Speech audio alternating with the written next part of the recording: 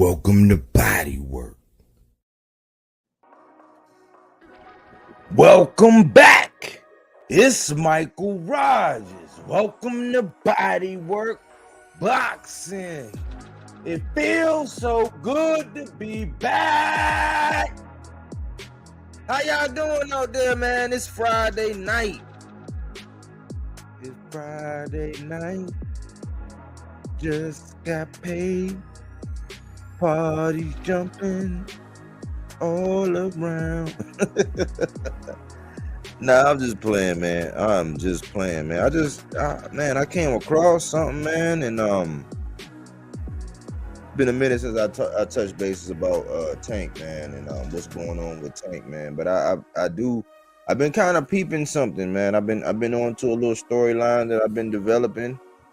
I've been keeping track of, and really trying to illustrate the people.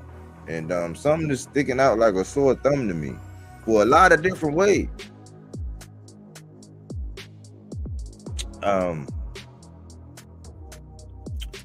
You know, they always talk about a lot of the different emotions that people experience, right? And a lot of times people be saying, a lot of people be saying hate, you know what I'm saying? Hate, or dislike, but being called jealous is one of those things that really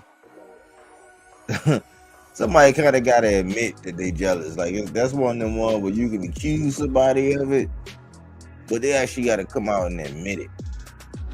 You know what I'm saying? So I'm following along on the storyline, and it's all about, you know, this thing that I think it's something going on with Shawn Porter, man. And I'm trying to figure out what's going on with him and, you know, this, I think it's like a closeted, I don't know if it's a jealousy type thing. You know what I'm saying? I don't know what it is. I don't know what you classify it, but I've been watching it, and, you know, since this is something that I think that I could bring to the table with the 300, and we can break it down. You know what I'm saying? We can break this down. Like, we can really like get into this, and we, you know, you could stop me when I'm lying at any point, and you can also contribute to what I'm actually bringing to the table. And as far as studying, I think I'll give us a little break as far as studying. You know, I know people are becoming fond of definitions and terminologies and all that good stuff. You know what I'm saying? But, you know, our spells, you know what I'm saying? It's Friday night. We're going to let our head down. You know what I'm saying? I'm wondering, is Shawn Porter an official TankDavis Detractor? Did Shawn Porter really get worked in sparring? Is Frank Martin catching strays? Let's break down the matchup between Tank and Frank. You know what I'm saying? And then it's open smoke. If you got something that you had on your chest, you can get it off on tonight. It's Friday night, man. You know what I'm saying? I ain't got nothing else to do. You know what I'm saying? Hey, it's you know, if you got something out there for your boy Body Work, you know what I'm saying? You want to show your boy some love, show your boy some love. If you got something you need to get off your mind, to get it off your mind, or get it on your sleeve.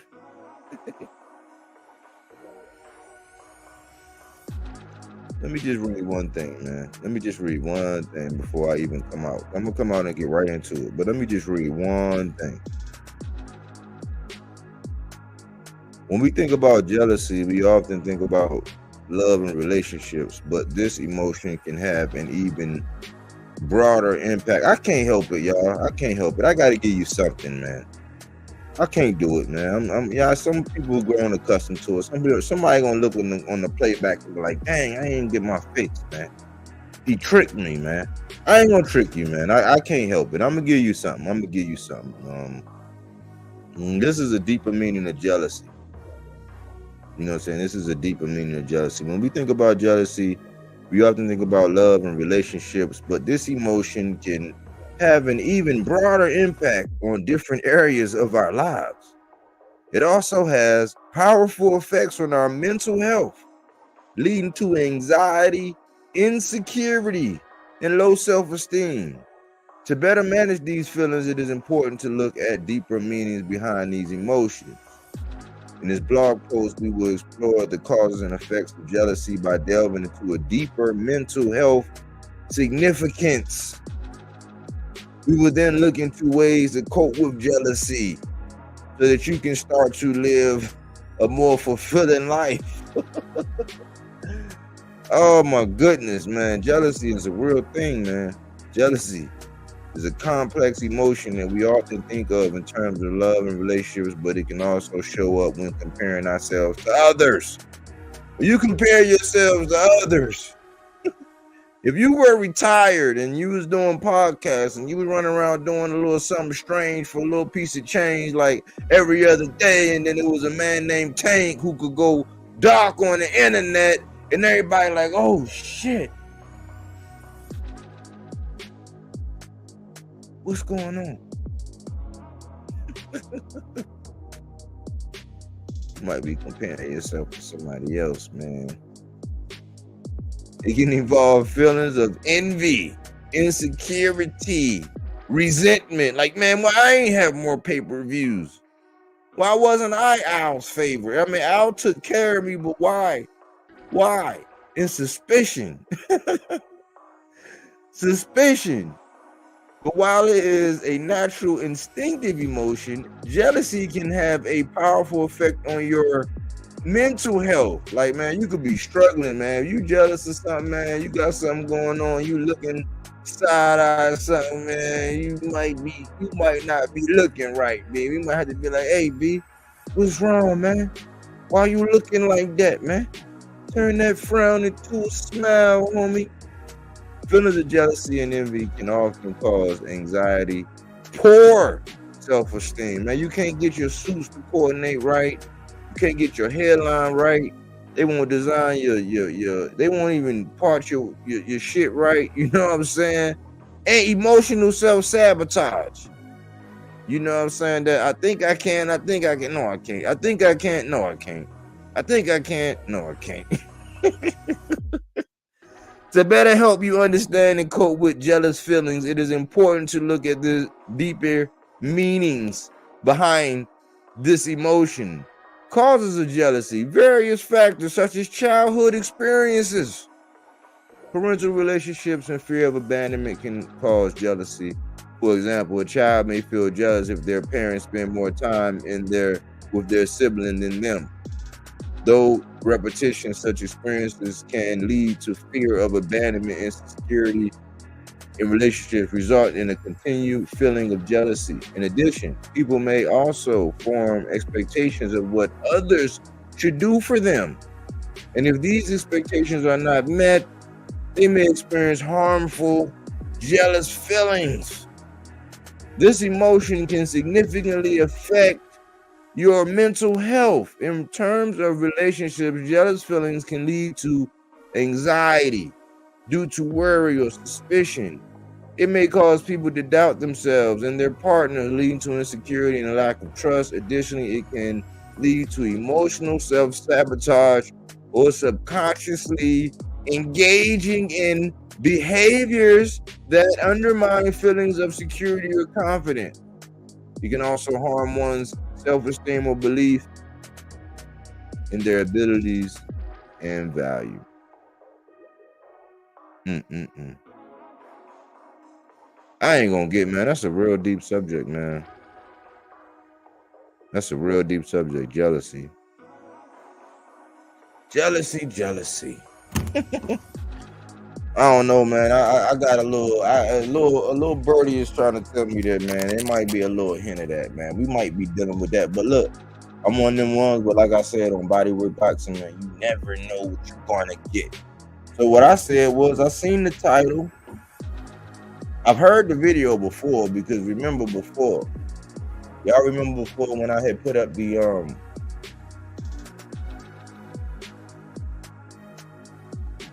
Y'all remember before when I put up the video when we went and I ran through the video when I went through this here, and this is the backdrop before I come out. I promise you, I'm coming right out. But this is the backdrop. Remember when I came out with this and I broke down that interview with Shawn Porter and Bill Haney? Remember when I came out and I did this? Because I was like, man, like the stuff that Shawn Porter allowed Bill Haney to say on his podcast, it was almost like he alley-hooped it. It was non-confrontational. In media terms, it was a soft lob, it was an alley-hoop. He just let Bill Haney just run rampant. Like he let Bill Haney go off in every hole. You know what I'm saying? Like in every hole that you can, Bill Haney dug off in it. He had his way. And guess what? There was no reputation for this man Tank. There was nobody to account for it. I said, man, where is this coming from? Where is this coming from? I'm sitting there thinking like, dang, like how did that happen? Like, how did that happen?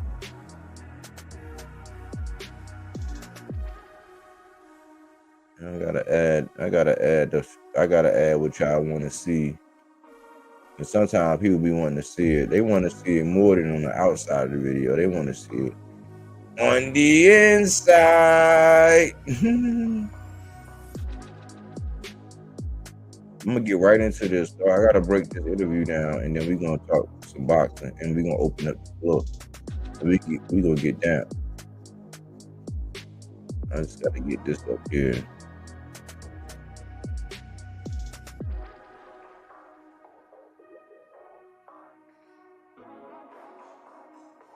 No.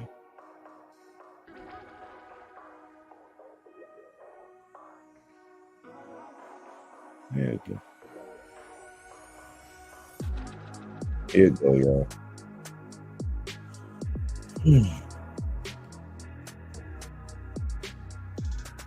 Look at that title, y'all. That title says Frank Martin is not a draw. So who should TankDavis fight instead? And at the point in time when I saw it, we can all go back. We gonna see right now at the point in time when I saw it, how many people saw that. So I say that the Fuck Boy Friday award goes to Shawn Porter. One, because he used to be a fighter. And I don't really think that people really looked at Shawn Porter and thought that he was a draw. But I drew a parallel between Shawn Porter and Frank Martin, two Midwest cats who get along, who weren't necessarily looked at as like, you know what I'm saying, the prima donnas or the darlings of the division, but they do look like a tough out. They do look like high risk, high reward. So I think in Shawn Porter's angst or his, you know, his deep down hatred, and I'm building on this, like this is not unfounded. Remember, this is not unfounded. I'm not pulling this out my ass because I went down this. Like I don't want to have to revisit this, but I went down this when Shawn Porter assisted Bill Haney unsolicited to come on here and just shit on TankDavis before. My antennas was going up back then. But now we see a title like this, and as a podcaster and a former boxer, you wouldn't want yourself to be painted as a former boxer doing content. You wouldn't want yourself to be painted any kind of insinuation that title right there says. Frank Martin is not a draw. First of all, Shawn Porter would have never wanted to be referred to as a draw. He would have never wanted to be referred to as a draw.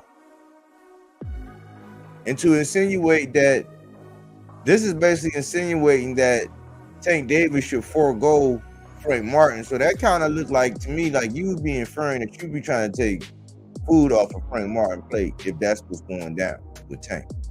That's just me. It's just me just looking at it, just analyzing me as somebody that do content, have to come up with titles, have to come up with, you know what I'm saying, whatever's going to, you know what I'm saying.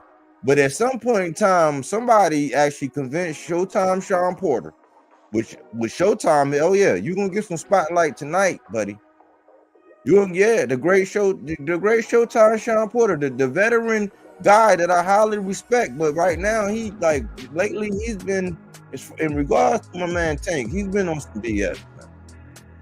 He been on some BS, but as a former fighter, I don't think that Shawn Porter would have wanted himself to be referred to But that would have said Shawn Porter is not a draw. So who should Errol Spence fight instead? Right? Only thing that don't qualify that is, at that point in time, is that Shawn Porter had a belt. That's the only thing. That would be the only difference to where somebody would, you know what I'm saying, be able to shut that argument down. Because Shawn Porter had a belt. So you couldn't use that. You couldn't use that. I know it's another illustration to come up and all that, but at that point in time, that was a reasonable defense. And that was the biggest name on that man's resume when he fought Shawn Porter.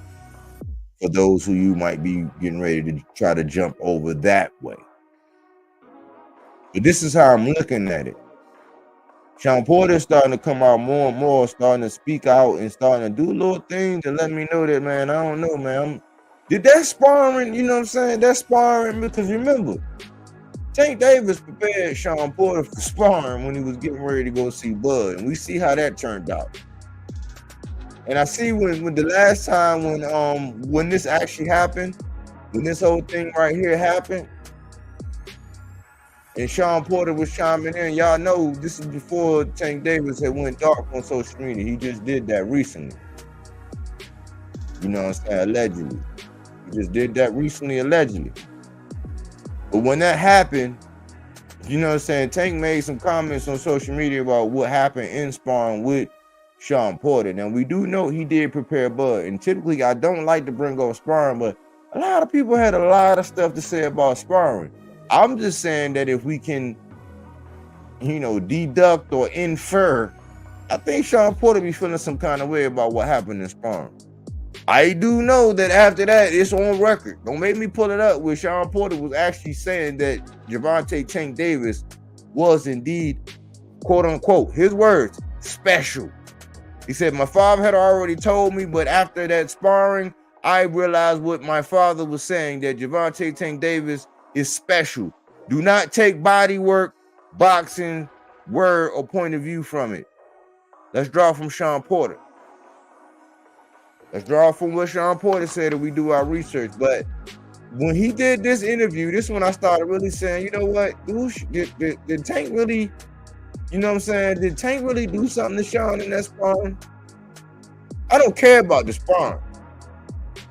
I don't care about the actual sparring, but it do kind of seem like, man, maybe, you know what I'm saying, maybe Tank made a, you know, hit him and hurt him. You know what I'm saying? Maybe he might have did some damage because Shawn Porter has been doing some little stuff that, and they was common. They was kind of common. They had some common folks. They was training together, you know what I'm saying? Even TankDavis brought in Kenny Porter for the Ryan Garcia fight as another set of eyes to actually enhance. See, Tank has been doing little things here and there in his matriculation through this whole boxing thing that people don't really give him credit for. Here recently, because somebody was the big bad, the boy who was crying wolf actually, you know what I'm saying, actually got found out. You know what I'm saying? Like, he was really just a little boy that was crying wolf. And so people are starting to kind of lean towards and kind of trying to give Tank a little bit more credit. But in this very essence right here, Fuckboy Fridays, Shawn Porter comes out of the blue. And what's so interesting is I didn't even watch the video, y'all. I said, yeah, let me cheat. Let me go ahead and see what's going on. Let me go ahead and see what was actually going on with this show. And I didn't do it. Why? I said, oh man, this would be a good little Friday. And if I have to go back to one of my old videos, I'll do a flashback Friday to tie it in because I kind of have I don't know. We're gonna watch this video. You can't help but when you click on the video to see the comments at the bottom, and that's all I've seen on this video. And I said, you know what, I'm gonna do something. I'm gonna freestyle just on this portion of me showing this video. The fact that I don't have a reaction. Normally, I would have been watched it. I'd have been had something to say about it. It happened a couple hours ago, so I said, hey, let's go ahead and see it.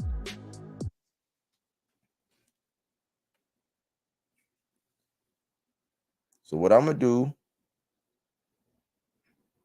is I'm gonna do that. I'm gonna stop the music so when we play this video, the music won't be overlapping that, and I'm gonna come out. I already came out. You know what I'm saying? I'm here. I'm here. But what we're gonna do is we're gonna go to this. I stopped the video and I'm gonna present. I'm gonna share the screen. And I'm bringing up fair use, fair use, fair use. This is for illustration purposes, and this is professional boxing, the professional sport of hit and not get hit and all that good stuff. But if somebody want to, you know what I'm saying, claim something, oh well, this is my source, the Porterway podcast. You know what I'm saying? So this is the beginning of it. This is the beginning of it. As you can see, it got, I don't know if it got right there, but that's all. I haven't even watched it yet, but this is what it is. So let's see what it say. Well, you know, Devin is down to fight anybody, it seems. Tank, he's talking about people being the draw and who's worth having to fight with, who deserves to fight, and then you fight Frank Martin, who's a promising talent. That's a good fight now. That's a good fight. It's a good fight. It's a good fight. But does he deserve it? And is Frank Martin a draw? He's not. Frank Martin is not a draw. Not a draw.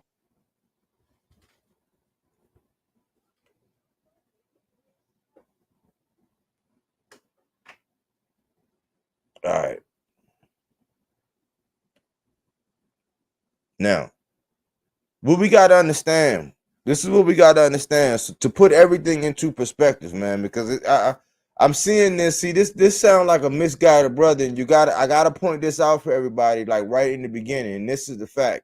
The fact of the matter is, when Frank Martin went and fought Artem, that guy Artem Harutyunyan, when he went and fought him, that fight was for a WBC title eliminator. Think about that. So we say that, let's say Gustavo Lemons and Richardson Hitchens is getting ready to fight in the IBF title eliminator. But what does the title eliminator do? It eliminates somebody from being able to go to that title.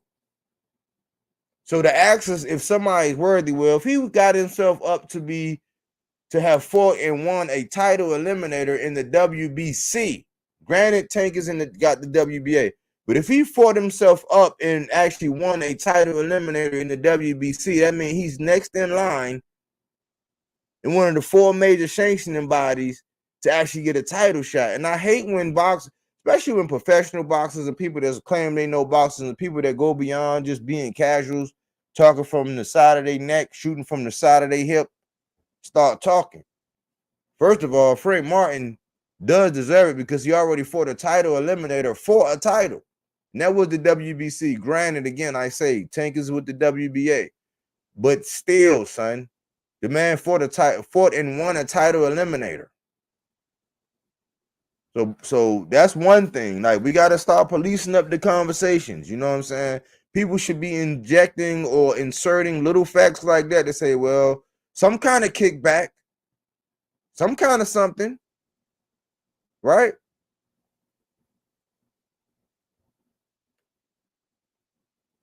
But let's go back.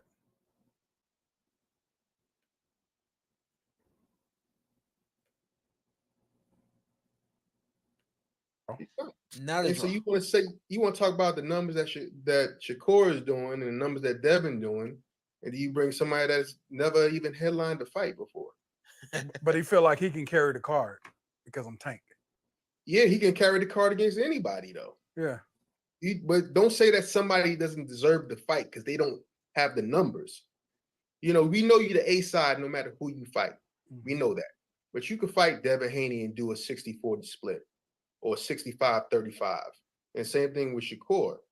Everybody is just about that money these days, and it's unfortunate because everybody can get paid. Kind of goes back to what Ant said about me. You talking 60-40 splits, so on and so forth. For me, my thing was, how much money are we making? What's my guarantee? What's my purse guarantee? And if that's what makes sense at this point in time for this level, so on and so forth, let's do it, you know. And I think a lot, like to your point, a lot of fighters are more so focused on, even when the number is big, I need that 60 to go from 60 to being 50. And it's like, what? I need that 60 to go from being 60 to being 70. What? I ain't mad at you. Get your money, but yeah. But at the same time, not only are you preventing the fans from getting what they want, Yeah. you're also preventing this sport from getting to a level that it should be at, and you preventing. Now, I don't know if all of this is injection. I don't know if I missed something. I don't know if somebody said. I don't know if they're inferring. They're throwing out little things, little stuff that has not even been confirmed. Like, I don't know what they're pulling something out of thin air, saying a lot of times, and this is why I don't understand. Like, I don't know if I missed something. But they're pulling shit out of the air to infuse into this thing. And this is how, if you were a fan of Shawn Porter, and I respect Shawn Porter. He was a tough out. I give Shawn Porter full credit. He one of the best boxers out there, will fight anybody. He would make anybody look bad. I believe that Shawn Porter was one of them guys where if you didn't belong in there, he's going to make it look like you didn't belong in there. But if you were one of them upper echelons, you're going to figure out a way to pull it out. A tough blue collar, you know what I'm saying, lunch pail, hard hat type fighter. Rough, rugged, rough you up, can box, can surprise you by boxing because he knows how, but like to rough you up and just make you uncomfortable. I think a style like his would have gave somebody like Shakur a lot of problems. You know what I'm saying? I think that kind of style would give somebody like Shakur a lot of problems because he knows how to do it, actually. He knows how to rough it up. So a classical boxer like that, I think he would have because of the rough and tumble. So that's how I view Shawn Porter. A lot of respect for him, but remember, they're putting a lot of this stuff out of their tail. So let's listen on. People from seeing, you're keeping yourself safe. You're keeping yourself out of people seeing you in a hard fight. You know what I mean? I'm gonna ask you two with this. We always want to see those. There's so much talent at 140 with all those top guys. Tank is who Tank is, and slowly but surely, is Haney and Tank pulling themselves away from Shakur, T.O., and all those guys, and literally they set up to meet? I think Tank already did that. I think Devin is basically on his way to doing that, and they just leaving those guys. The reason being though is Shakur having an off night, and then So I'm trying to ask a question now, because think about it. It's real cool to say that you think. He said he think Devin is. How is Devin doing that when the last pay-per-view he sold was 35? Was what, 35,000 pay-per-views? Some would say a decent gate, but 35,000 pay-per-views, and you think that that's what he's doing because he's getting to a fight with Ryan Garcia. So, I mean, we don't see what those numbers are doing. Maybe those numbers might miraculously come back, and it might be a little, last minute, whatever. But I think that this fight is going to get swallowed up. But like, other than lip service, other than fighting a Lomachenko, fighting a Regis, and now fighting a Ryan, how is that going to happen? Because people are questioning Ryan's state right now. Just like Tank, because you can't sit up there and say, oh man, only reason why Tank got all those numbers is because of Ryan. And then when we sit around and we see those numbers, and what if those numbers what if they don't even sell 100,000 pay-per-views? What you gonna say then? Because Devin Haney had a name with Lomachenko. And they lost. With Regis Prograis, they lost money too. So they'll put out blanket statements, you know what I'm saying? We gotta look at Shawn Porter, man. We gotta evaluate. I got a lot of respect, but we gotta evaluate what he's saying, man. The people be talking. I respect him as a boxer. You know what I'm saying? I gotta listen and respect what he's saying, but I that don't stop me from being able to analyze it. And of course, being with Top Rank, T.O. having a couple of off nights. You're right. Like I said, we had this conversation before. 3 or 4 years ago, it was like, who's the best? Who's the best? And now it's like slowly but surely, but it's the way the world turns. They're supposed to separate themselves, and 2 are supposed to come out, and then 1 out of the 2. So I think right now it's Devin Haney and Tank Davis. I think the talent is still comparable. I think when it comes to popularity, of course, Haney and Tank are separating themselves from the other 2, and they are going to be the A side fighting against anybody else. But I still think the talent is there for T.O. T.O. he needs somebody that's trying to engage with him to have a really good fight. If somebody tries to really box and smart, like we saw in the last fight, but me and Shawn still felt like he won the fight.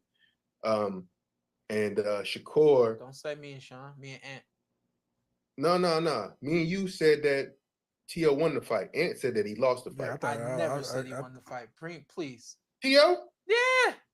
We was talking about it at the fight. You said you had him winning. Never said I had him winning. I'll pull up the text messages. We was talking through the whole fight, round by round. You said you had him winning. I might have been talking to you thinking I was talking to somebody else. What in the world? No, I definitely. You hear that? Gaslighting. I might have been talking to you. I told y'all, man. Why y'all think I go over those definitions? I might have been talking to you thinking like I was talking to somebody else because Buddy said I'll pull up the text messages. What is that? What is that? Like, what are we doing? I'm trying to tell y'all, man, that this is how I'll be looking at interviews, man. This is just a little short one. This was just 7 minutes. So this welcome to body work. Yeah. You know, the very funny part is I might have been talking about Jermaine and you might have been thinking I was talking about T.O. Gaslighting. I just felt like might have been. Well, I mean that fight's old, but I feel like Shakur has the most talent out of the four. I'm not mad at that. Yeah, we just don't know. It's unfortunate that we judging him off of one fight. Yeah. But it's just like he don't want to. Sometimes he don't want to engage. He seems like he's afraid to take a shot. And when he fight those guys, he's going to have to. I feel like he'll engage more against Haney. I think he's going to like really be on the defense against Tank. Yeah. I think he needs to just. I think he had a moment where he could have accepted a real low ball from Haney. Yeah, you got to accept that just to get in there, just to play ball. It was 25%, wasn't it? Yeah, but it's something crazy, but you just got to get in there. Yeah, it's something crazy. Nobody has been able to look at all their faces when they say 25%. Look at Shawn Porter face. Look at Shawn Porter face. Look at this dude face. How come him and Shawn Porter got the same goddamn face? Look at Ant. Ant just happy to be in front of the stage. He got the best angle. It's almost like the Ant show. But look at that face. It's talking about 25%. 25% of what? Like, they're still gaslighting, y'all. Like, people are still running with that. This is how I told y'all about the DHP campaign and how effective they were when they actually did what they did. Because it wasn't shit about no 25. It wasn't no 25%. Like, do y'all realize there was never no 25%? But everybody's still running with it. Look at his face. Like, what, dude? That don't look at this. Look at this wrinkle in the middle of his forehead. Like, come on, y'all. Body work. Nah, when they holding you out like this, because you're getting blackballed damn near. 25%. I think he should have tried to negotiate the 30. Yeah. He might have negotiated the 30. I think he should have tried to negotiate the 30. These motherfuckers don't even know what they talking about. And Shawn Porter, a boxer, knowing that Shakur went to the sanctioning body. He went to the sanctioning body to let them dictate the pay. He say, look, man, I'm not going to be the one. Let them dictate it. They the ones who do. That's what they do. They sanction the bouts. They just letting them run with it. This is why I say, man, this is why I stopped watching this shit. I just seen the title and was like, oh, I might have to light something up. And that would have been fine. If you calling this dude out and you want it so bad, go ahead and take that risk. What was the split when Mayweather fought De La? See, now they want to go to a Mayweather and De La Hoya. Like, Devin Haney is not Floyd Mayweather. Remember, misdirection. I'm showing y'all in real time how people be gaslighting. I swear, I'd never seen this video. I'm going through it. I'm going through it right now in real time. And Shawn Porter just sitting off in the days, not even thinking, not knowing that if this subject come up, I got to at least know what actually happened when Devin Haney and Shakur Stevenson were in negotiation. And this is why I say the slander campaign, the gaslighting, all of that stuff, misdirection. Oh man, yeah, man. If you felt like you was worth more, then you should have tried to negotiate the 30%. But like, no, he went to the sanctioning body, let them dictated what it would have been. They could have said it could have been up to 50, but then they could have said, nope, this is where you deserve to be right here. Because he did the same thing when it came down to him and Jamel Herring.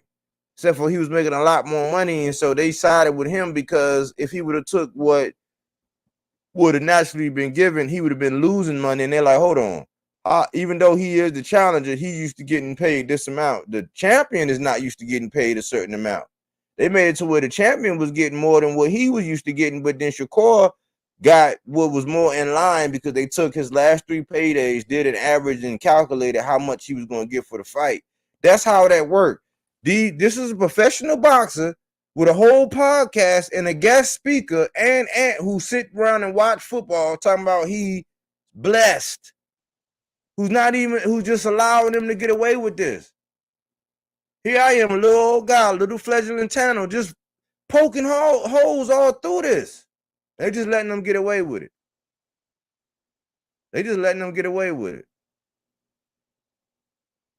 And when I pulled it up, y'all could see it had 1.3 thousand views. Right now, it's 16,000 people that done watch this video. 16,000. In La Jolla. No clue, but I know Floyd was on the bottom half of that. Yeah, I know he was too, but I want to know how low was it. But we know that he took that fight because he knew it was going to change his life. Yeah, so that's what I'm saying. Yeah, I felt like he definitely should. When he had, it was like a week window maybe. Yeah, and I feel like he missed that window of fighting. How did he miss the window of fighting when he went to the sanctioning body? Ant don't even know what the hell he talking about. Somebody stop me when I'm lying. Somebody get Ant or Shawn Porter or somebody that's affiliated to come on the channel and debunk me. You know what I'm saying? It's get it off your mind or get it on your sleeve Fridays. I got time tonight. Haney, and it was just hasn't really sparked his career since that. I feel like that's a part of the game that needs to change. You know, when you can give these fighters all of the business, like with Shakur having to make a decision whether or not he's going to fight Haney and the percentage split and all that, you got to break it all the way down to the fighter and show him what's in front of him and allow him to make the decision. Instead, they saying all of this acting like what didn't happen happened. Like, guess what happened? Shakur called Devin Haney's bluff. Devin Haney dropped the belt. I mean, yeah, Devin Haney dropped the belt and Shakur Stevenson fought for it and got his belt. What are they talking about, y'all? What are they talking about? Instead of just saying, nah, that's a low number, we can't do it. Like, tell me exactly what I'm giving up. What can we do after this? And tell me what can happen after this. Yeah. Don't just straight up make the decision because it doesn't make sense for you or something like that. I think people need to start breaking it all the way down to these fighters and letting these fighters see what's in front of me now and what's beyond me later. You know what I mean? And I think that, again, man, we all being a little too safe in this ring. And if you take 25% and it's still your highest payday, then if you take 25%, it's still your highest payday. They haven't even done no research, y'all. Do y'all know how much Devin Haney actually made when he fought Regis Prograis? They both made 1.5. Him and Regis. In pay-per-view, but it didn't do nothing. So they wind up like whoever put that fight on, the whole matchup is on, they wind up losing money. $1 million gate. They both got 1.5 each. Pay-per-views did 35. Not even $100 pay-per-view. Not even 70. You do the math.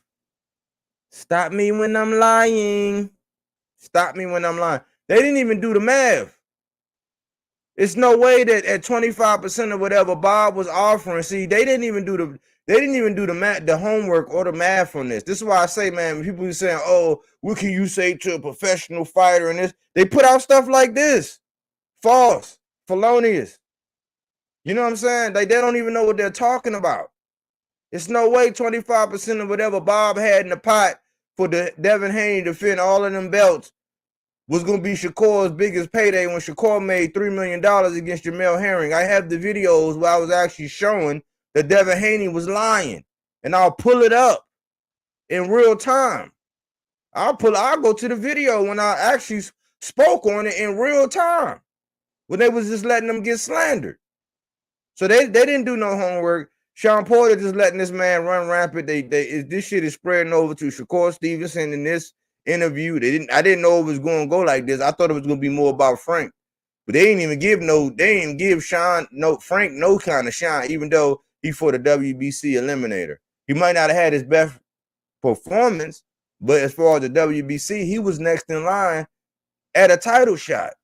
He's more than worthy because he's next in line, actually having already eliminated, meaning that I'm up to go ahead and fight for the title next when they order it.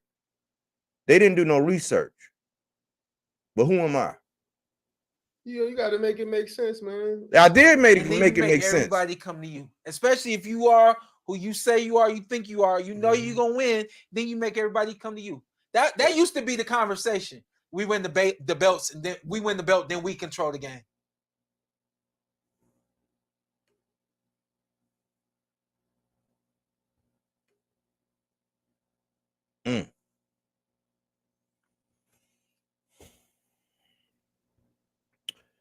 Oops. I'm about to shatter this shit, y'all. Like, if I need to show proof, hey, just let me know, man. If y'all haven't been following along, man, like, this is what I be trying to say, man. The people that be on the internet, man, sometimes it ain't the fighters, it ain't the people on the internet, it ain't whatever you think it is. It's not that. I hate to be the bearer of bad news, but it's not that. It's not what you think it is, cuz it's really not, man. These people just be having interviews and just getting up there because they got a platform, be saying everything. Nobody check the facts.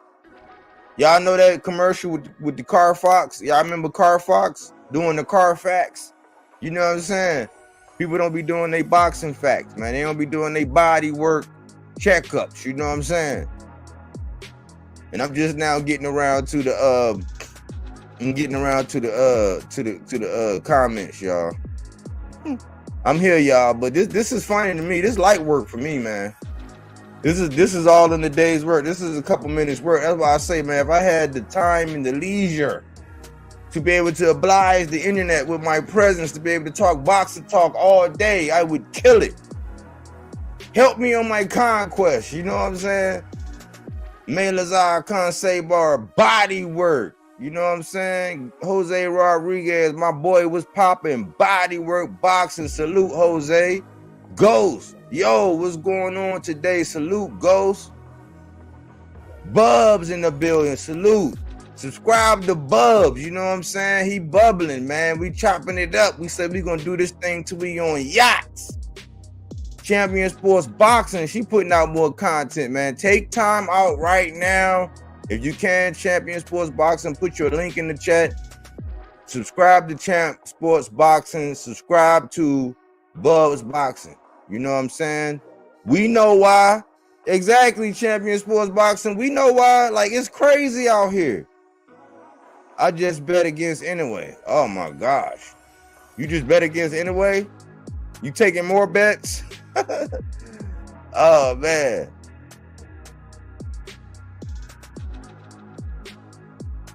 Okay, we just chit-chatting up here in Porter and the whole Pro Box. Man, Pro Box, I think they got something against me, man.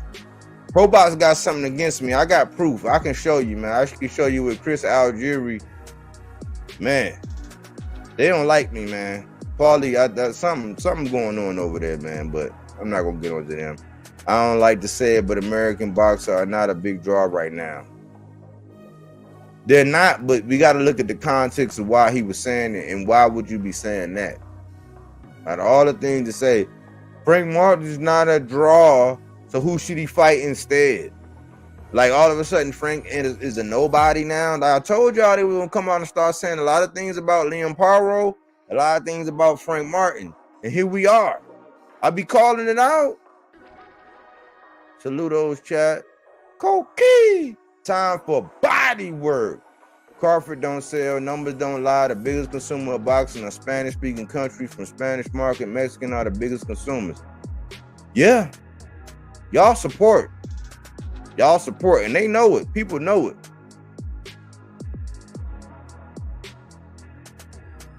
Matias going undefeated. Beterbiev beating Bivol. Davis versus Haney at the end of the year, and Tyson knocking out Jake Paul would make my year in boxing. Yes, sir. Bill won't mention why he declined a meeting to negotiate a fight with Matias. I'm going to mention that I reached out to Matias, and I have I have. Sounds like Bill digesting his own BS. Yeah, man. We already know what he is, man. I'm just surprised at Shawn, though. I'm really shocked at Shawn. I just bet against in a way for tomorrow night fight. Oh, okay.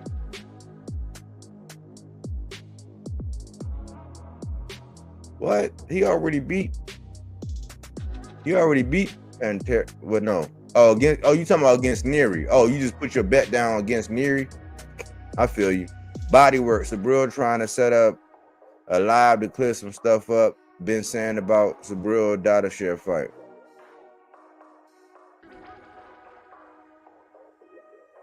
Who we trying to set that up with, Jose?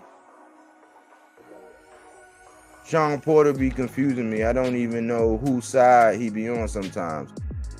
That's kind of good and bad as a person that has a platform, but like we can clearly see, like, you know what I'm saying? I think that man got hurt in sparring. I think Tank did something to him. And Tank came out and said something about what happened in sparring. I don't harp on sparring, but I think he feels some kind of way about that sparring with Tank. I think he do. Arnaldo Nieves, a member. Saludos, Bodywork and chat family. Salute, Arnaldo. Appreciate the support all the time, homie. Anyone talking about Dadashev is a very disrespectful person. Yeah, that is disrespectful because, you know, he was a champ, man. He was a champ. Subriel mad about he's been saying about the fight. Okay. All right, let's get down. Porter is the best one on Pro Box TV English. The Spanish version is Mexican station. They just talk about WBC and Suleiman. We back. Let's go. Champion Sports Boxing. Melazar. Damn. Never saw your head. Yeah, man. I always keep it pinned up, man. I always keep it like in under a hoodie or something, man. Frank Martin is a good fight. Wow. You know what I'm saying? Like, why are they doing Frank like this? And this is what's wrong with boxing, man. I can't believe that coming from somebody like Shawn Porter. I never believe that BS of boxing being hot and don't hit and don't get hit. That stupid fight.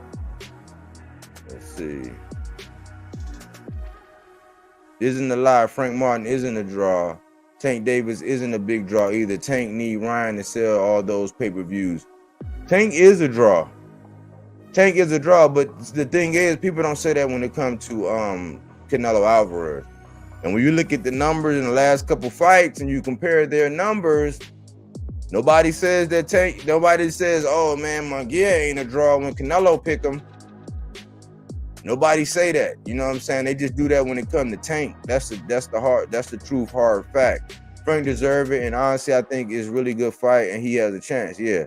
That whole, he's not a draw. Devin is not a draw. So Devin don't deserve a fight with Ryan Garcia. We can play that it's not a draw game if we want to. Frank deserves it. That's right. Tank also isn't a big draw aside from his fight with Ryan. He's a bigger draw than everybody else.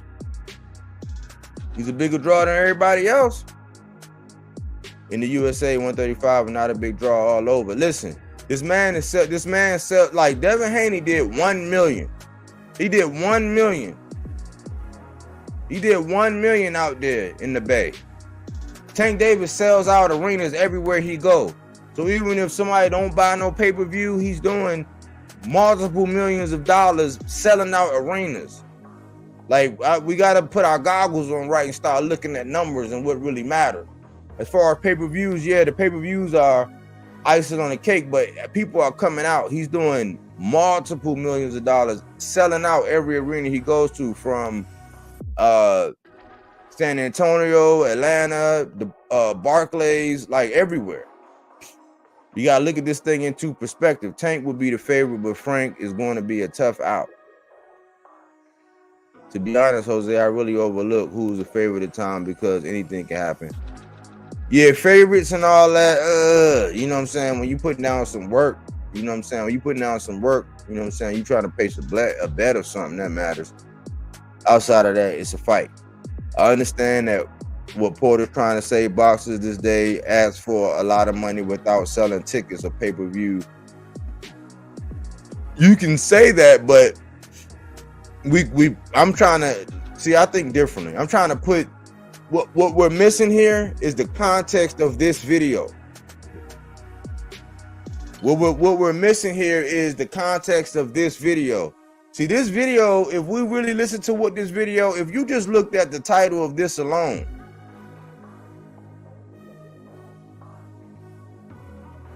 let's look at the title of this video alone. Let's look at it. Because I don't want y'all to miss the demonstration. And this is almost like class. If you look at this video, if you look at this right here, if you look at what he said, Frank Martin is not a draw. So who should TankDavis fight instead? By that logic, Tank shouldn't be looking to fight Frank all of a sudden. When everybody wanted to see Frank and Shakur.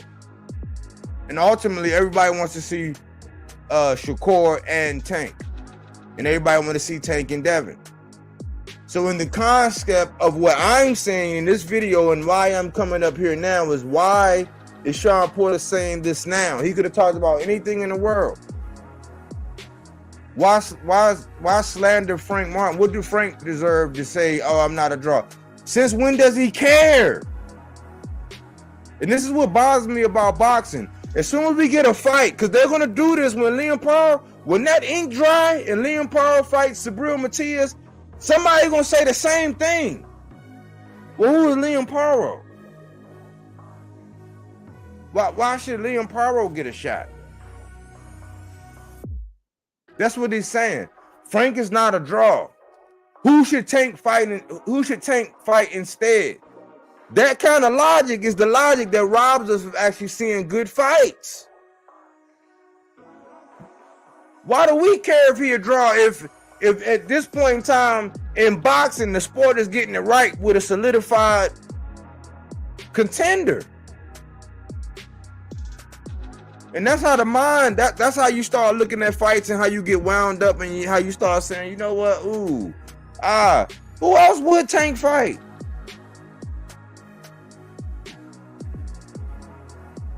Who else would Tank fight?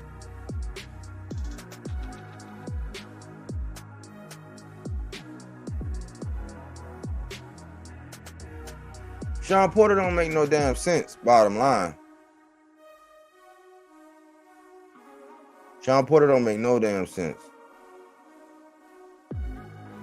None of that shit that he said, that shit didn't make no sense.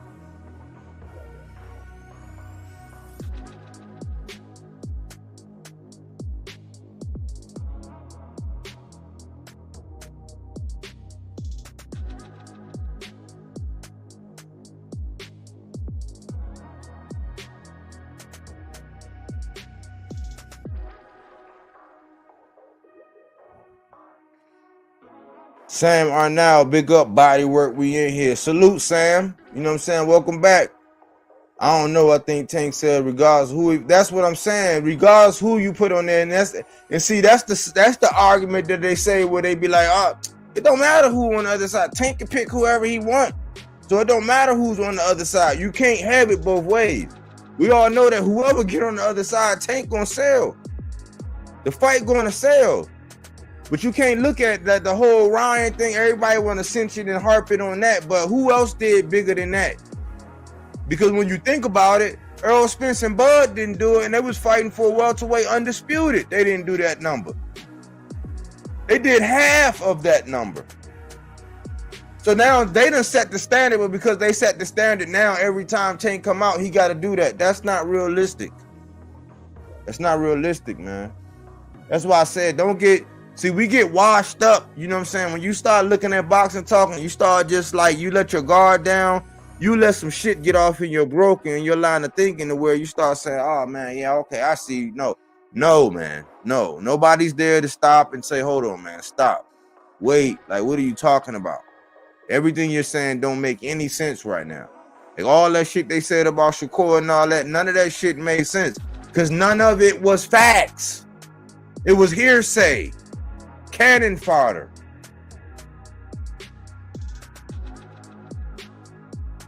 Yeah, Mailer's but the problem is him saying Martin doesn't deserve the fight, to be honest. Exactly. Ghost. People don't want to watch boxers with amateur style running around. Macho Camacho got a lot of heat for that style. Martin earned the fight.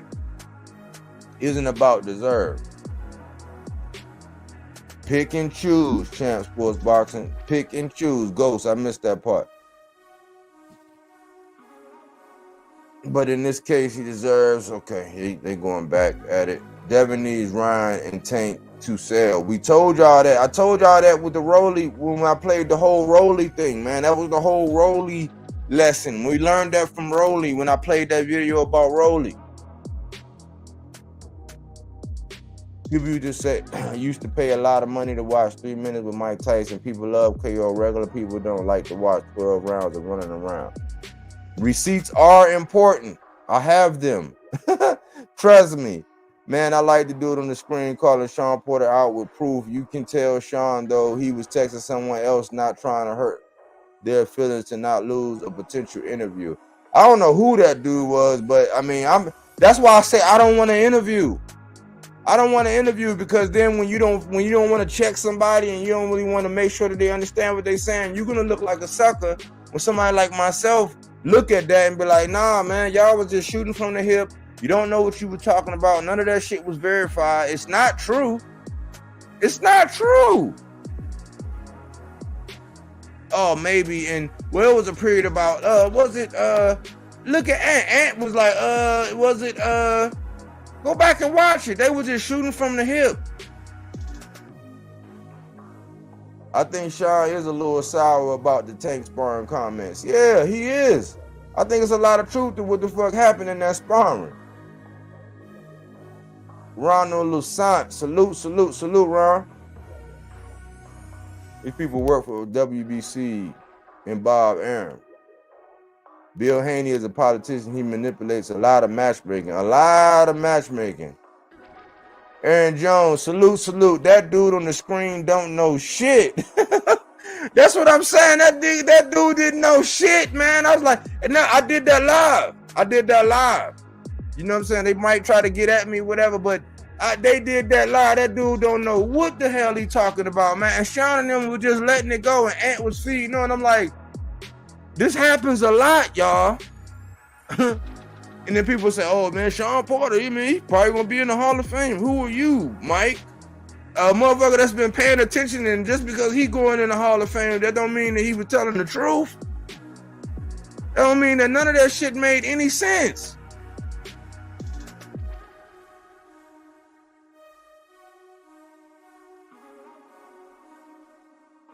People hit that like button. Salute. We think the same body work. They were talking a bunch of nothing. That's what I'm saying, man. Like when you know what's going on, don't make me play. This gonna be a flashback. This gonna turn into a flashback Friday in a second. This is getting ready to turn into a flashback Friday. You know what I'm saying? We have to exterminate and eradicate this line of thinking, man. We use our minds. We don't just go by what, like, you can watch a whole interview. You better be paying attention, man. Because it's just like the average movie, man. They be sneaking some stuff in there that you shouldn't really be seeing or hearing or thinking.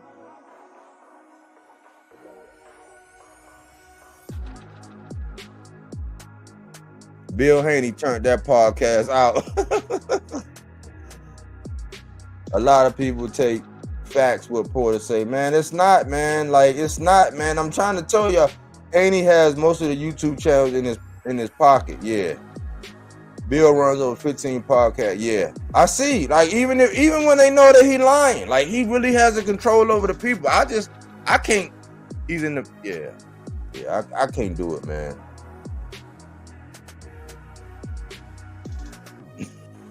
He do it for the love, Koki. He do it for that love. It's all about prize fighting. They giving the term a whole new meaning. Yeah. Haney turned these people into their own cheerleaders. Haney got to the Porter. Yeah, man. I'm trying to tell y'all, man. Puerto Rican power, salute, man. These people sell themselves to the highest build. I'm telling you, I mean, pro box is just too. Yeah, man. It's man. And I'm noticing, man, now Paulie, he go out of his way to say something, man. He go out of his way to say something sensational. And I've been noticing a lot of the things, like it be after I do my thing. I'm not saying it's in response to me. I'm just saying I'll be done something and said something, and then he come out and say something totally different. Like I did the whole Sabril Matias thing. He come out and say that, oh man, he think that Teofimo would beat Sabril and all this. I'm like, man, y'all just. That's why I say sometimes I stop, I pull back, and I don't do it to see what people are going to say. Because I think that like people thrive off of saying the opposite of what I'm saying sometimes. I can show you where Chris Algieri, I got a whole clip of what I said about Jesse Bam Rodriguez and called it fireworks. He gave his take on that fight pre-fight and read off my whole shit verbatim. Been doing it. They've been doing it. Paulie's been doing it. It came down to a point to where Paulie was telling so much truth about Devin at one point in time. I said, look, and it was awkward for me. I said, look, I said, Paulie is telling the truth when it comes to Devin. All that pre-Loma stuff, what he was saying pre-Loma, I said, he's telling the truth when it comes to Devin. And I was like, if you ask me why, ask me why. He was like, why? I said, why? Because if you close your eyes, and you listen to what Paulie's saying about Devin, and you hear it, it's the same thing I've been saying about Devin. It's the same thing I've been saying about Devin. For years, the same exact thing I've been saying. But I have the receipts.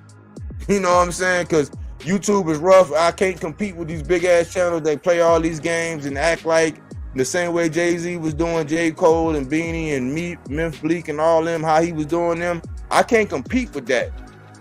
But I always learn that documentation beats conversation. Well, what is that in YouTube? That means I know when I recorded something, then I know when somebody else says it. Why? Because it's in the same vein, it's on the same topic as mine. It comes after mine, and it's done repetitively. Remember when I said make sure that it's gaslighting? Remember I said you got to collect proof? I've been reading these definitions and showing y'all what's going on. I have the receipts for all of this. And I've been tracking it. And I'm starting to think that Shawn Porter and them are some haters. Going Tank. You know what I'm saying? Davis is the biggest draw currently amongst the smallest fighters. He is. Michelle Pop's been saying some stuff about what happened between Sabril and Dadashev, so he is trying to set up a live with Michelle Pop to set up the fact, to set the facts straight. Oh yeah. You got to check Michelle Pop. We all know why Frank all of a sudden not a good fighter. It's just Yank's time, Tank's time, just like Mayweather, not Devin or Shakur. It's Tank, bro. That's what I'm saying. The fact that he went dark on social media, man, I don't know what we're going to get. I don't know what we're going to get. I've been waiting for him to go off, man. I don't know what we're going to get. If he wasn't a draw, why the fuck they keep putting him on pay-per-view?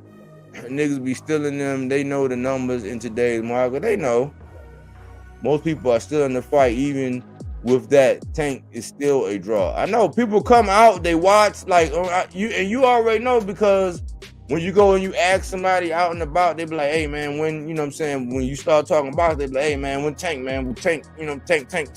That's all they be saying. Just by the eye test, you can see Martin as a step-up fight for Davis. Frank Martin more well-rounded than Davis' previous opponents. That could be said. Everybody should err on their record. That just means they went through something really test their character. At some point, I have to look at the video. Yeah.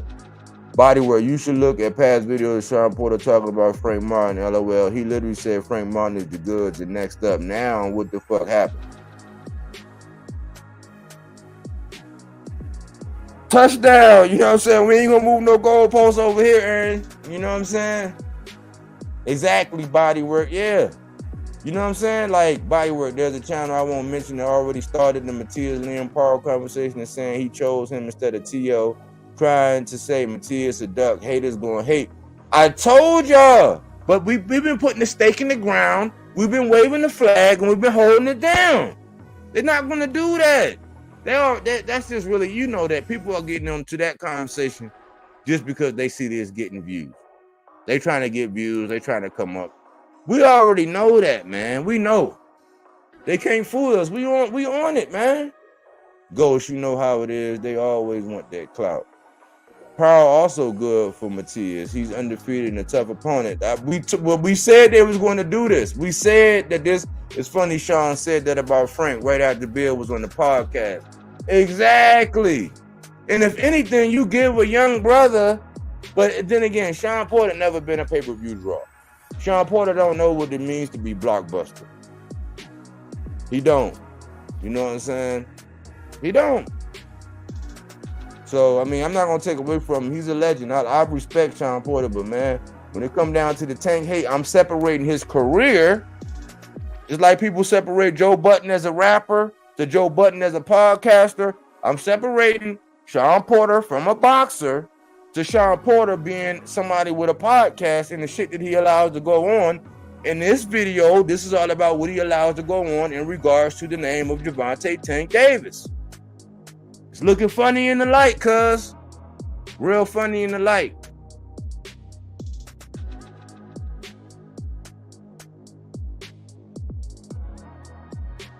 That's because they want Haney to get a payday. Yeah, and I'm starting to think, man, I would starve the shit out of Devin, man. I would starve the shit out of him. Like, you're not gonna disrespect me.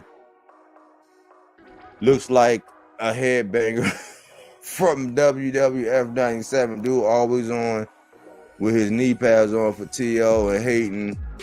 I don't get how. I don't know, man. I'm affiliated with. I know Lo. We was cool, but I see people when you start. Don't give that dude no pub, man. He be everywhere now, trying to get in where he fit in, man. Like, you got to get in where you fit in, I guess. Frank deserves a payday. They get greedy. Other boxers need to eat. The reason why Frank got this fight, and the reason why I'm actually I actually like this, the fact that this is going on, is because it corrects what Frank could have had with Shakur. And I said the only thing that would justify what happened with Shakur, that whole Shakur and not fighting that, is a Tank fight. So for Frank to get the Tank fight, this is the only thing that justifies his opportunity to actually fight for that WBC belt, which he fought the title eliminator for. You know what I'm saying? Like, you can't fight a title eliminator and you be knocking at the door for a championship in one of the 4 sanctioning bodies, and everybody saying, "Oh, why did he deserve a fight? Who did he beat?" Like that's, I'm telling y'all, gaslighting. It's repetition. These are the things that they do all the time. All the time, man. Haney don't sell at all. If Haney doesn't have a draw partner, he don't sell. Super annoying. Definitely haterade in the system. I have to read like 5 times what I write. Sometimes sounds the opposite of what I want to say. Okay, I got you, man. We family, man. I got it. You know what I'm saying? You see, I don't overreact. Like, what you say? I don't overreact, man. I be processing. I get the gist of it. You know what I'm saying? Like, no worries, man. Lazar, you all right with me, man. Harley and Algeria was saying that Sabril was going to get knocked out by Ergashev. They're contrarians, man, because they already, some people that's going to come out and be a contrarian because they know that, like, take a channel like mine. If I'm saying something right and I get a video and it do, let's say it do 2.5, they know that, okay, well, if 2.5 people was watching and rocking with me, they come out and say something contrary to that, they're gonna get some of that target market or somebody to actually get some contention with to be able to say, oh no, because yeah, this happening all the time. We're seeing it in real time, every day, all day on these YouTube streets. Paulie have Ergashit and went over Matias, yeah.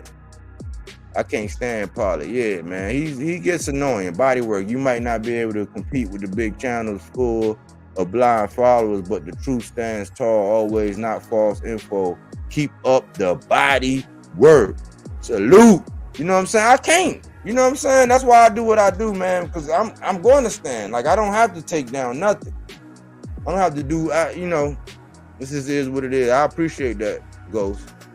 Matias has been the underdog of his career. But I told y'all they was going to do this, man.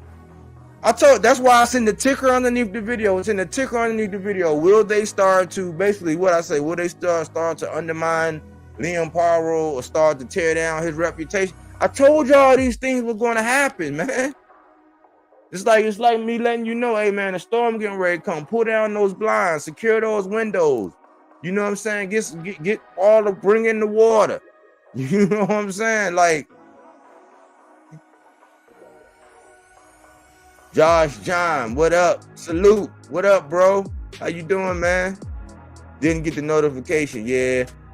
Everybody update their notifications, man. I heard Ergashev about to fight versus a Panama guy named Huertas.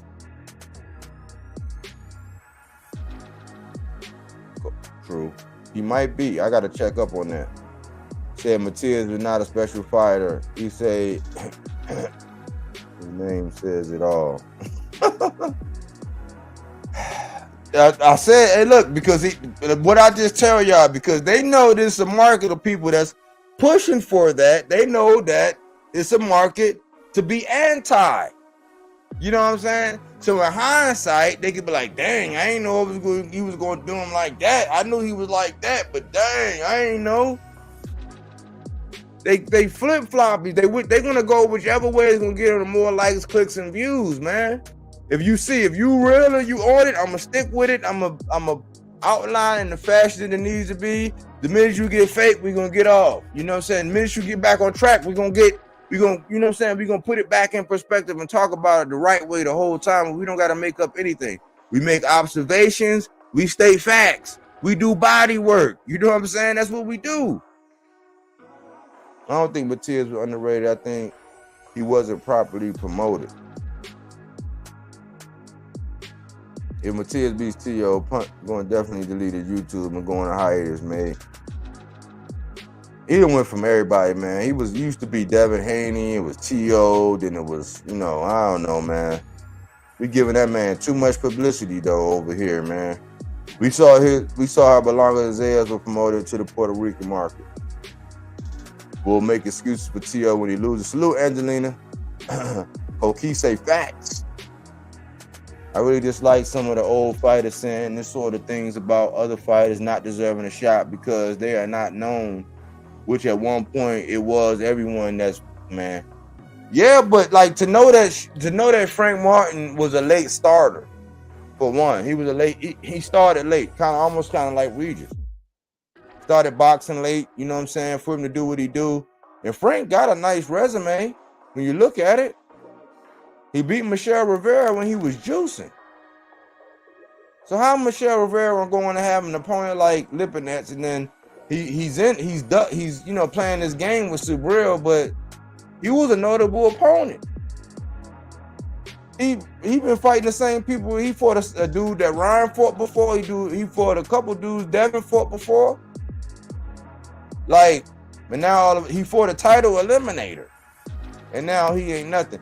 But I told y'all they was gonna do this, y'all. I told y'all this. How they market Verdejo, I know was top ranked, but Matias never was properly advertised. I don't know. I think it's kind of limited until you get to a certain level. I think it's kind of limited until they get to a certain level.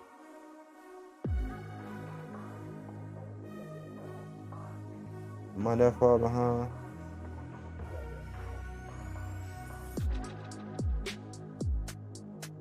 If Tank would have never fight Frank, then they would be saying, when is Tank gonna fight Frank Martin? It's really a waste of breath for these dudes. Yeah, hey Aaron, I told you that this one dude. Hold on, let me see. Okay, hold on.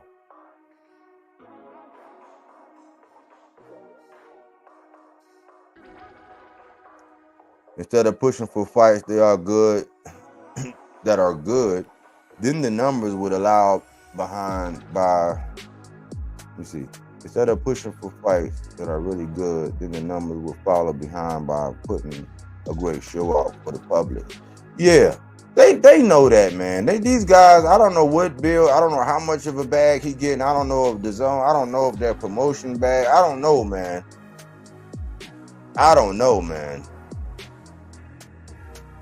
Yeah. I want Matias to fight Sandor Martin to show T.O. how it's done.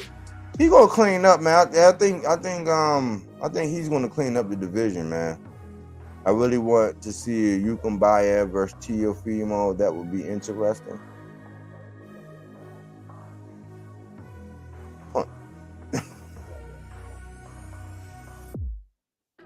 Grew up hating. They live in competition against. I don't get it. It don't make no sense. I'm a Devin Haney fan because I can relate. Being black man, middle class of both parents, and I want to box, but my parents wouldn't let me. Oh, wow. I feel you, man. Ergashev, Ponce, and Jukumbayev are really top-level champion material. I like Ponce, man. I think he shot his load, man. I think if he boxed more, uses jab more, I think he has a great skill. I think that the other guy, I think Ergashev, I think that he was the benefit of how the referees let him fight. The referee basically let him fight with one arm extended. And that's almost a trick to where if I put that out there, as soon as you go to aim for that, bow. You know what I'm saying? Like it's I don't know. I was wondering how he was gonna keep getting away. He'll do that as soon as you move, bow. Like it's I knew that was gonna be a problem, and the ref was actually on top of it because he was doing that to kind of almost like frame. You know what I'm saying? I don't know. Man. I think out of them guys, I like Ponce. I think that guy Ponce got some skills. Ponce got some skills. I think he shot his load.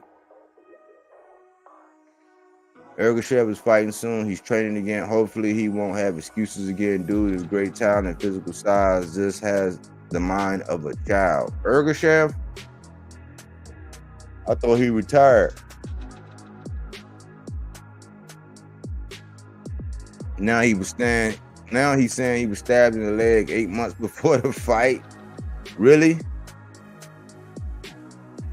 I just didn't like how Ergashev said Matias wouldn't see his daughters after the fight, then tried to act tough at the weigh-in, and even after Matias won, Ergashev didn't let Matias do his dance.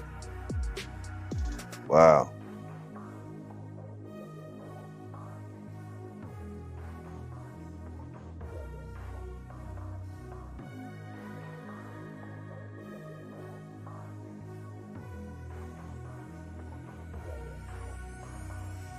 I don't know. For some reason, I'm hearing that, Jose, I'm hearing that fight might be on the first. I'm hearing that fight might be on the first.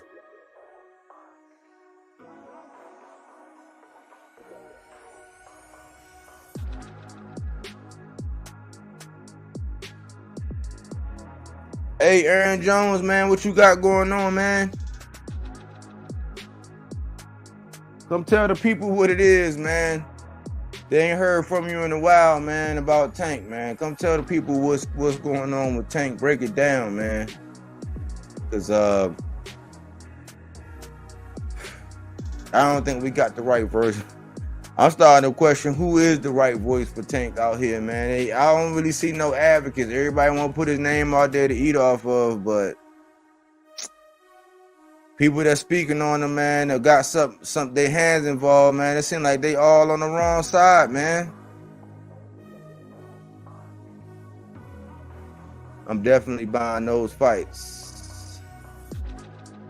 Yes.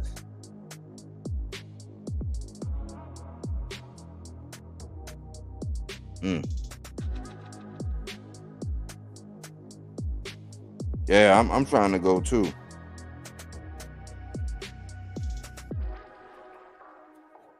I'm trying to go too.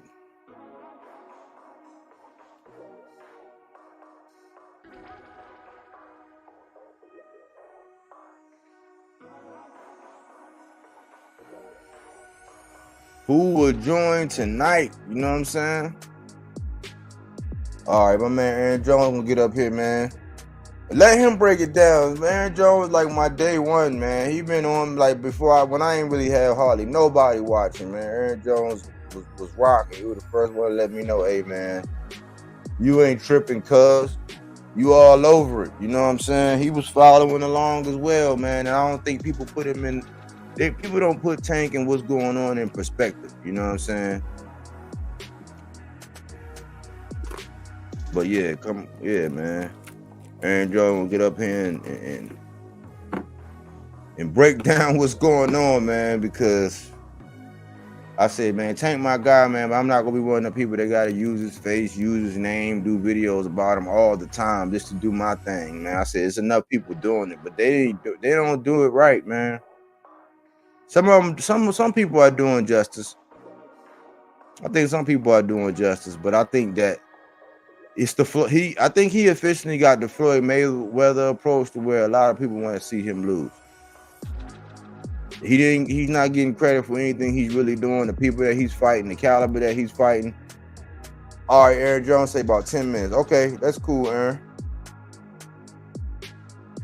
That's why Bill is heavy on the podcast, social media. The narrative control is everything for him. Frank Martin versus TankDavis is a real good fight.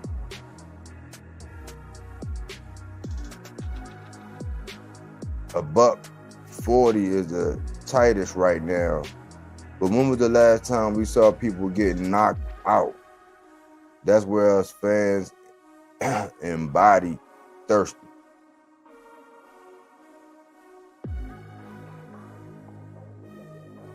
Yeah, I like 40, man. 40 got my for some real action.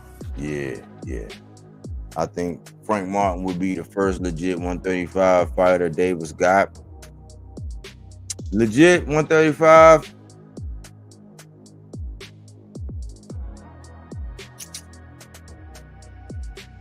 I don't know, man. Because people pick and choose when they want to acknowledge who was mandatory and all that, man. Like these guys the Tank was fighting were just picked out of nowhere. Like, y'all do realize that when the WBA belt was held, you know somebody was actually fighting those mandatories, right? But y'all know who had in the WBA, y'all know who had the belt, right? Y'all know who had the belt versus who was fighting the mandatory. Just like right now, this check on learning. Let's do a check on learning. Although Canelo Alvarez is the undisputed champ at 168 pounds, since the year of 2021, do you know who's been fighting the mandatories?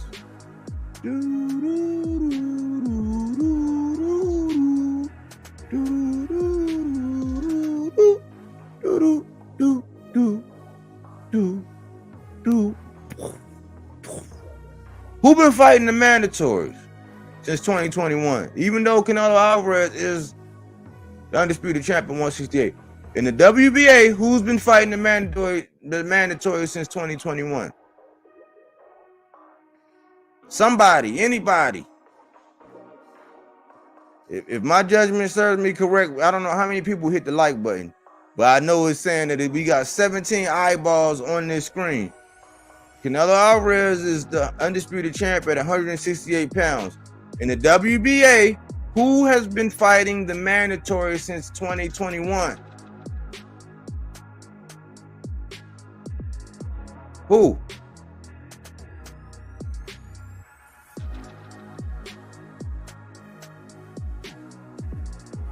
Nobody want to answer, huh? David Morrell Jr. So while Devin had the belts and he was going around saying I'm undisputed, and he fought against first it was Kambosos, then it was Kambosos, then it was Kambosos again, then it was Lomachenko.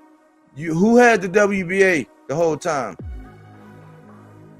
When TankDavis fought Rolly, what was his status? Why did he fight Rolly? Was Rolly a mandatory?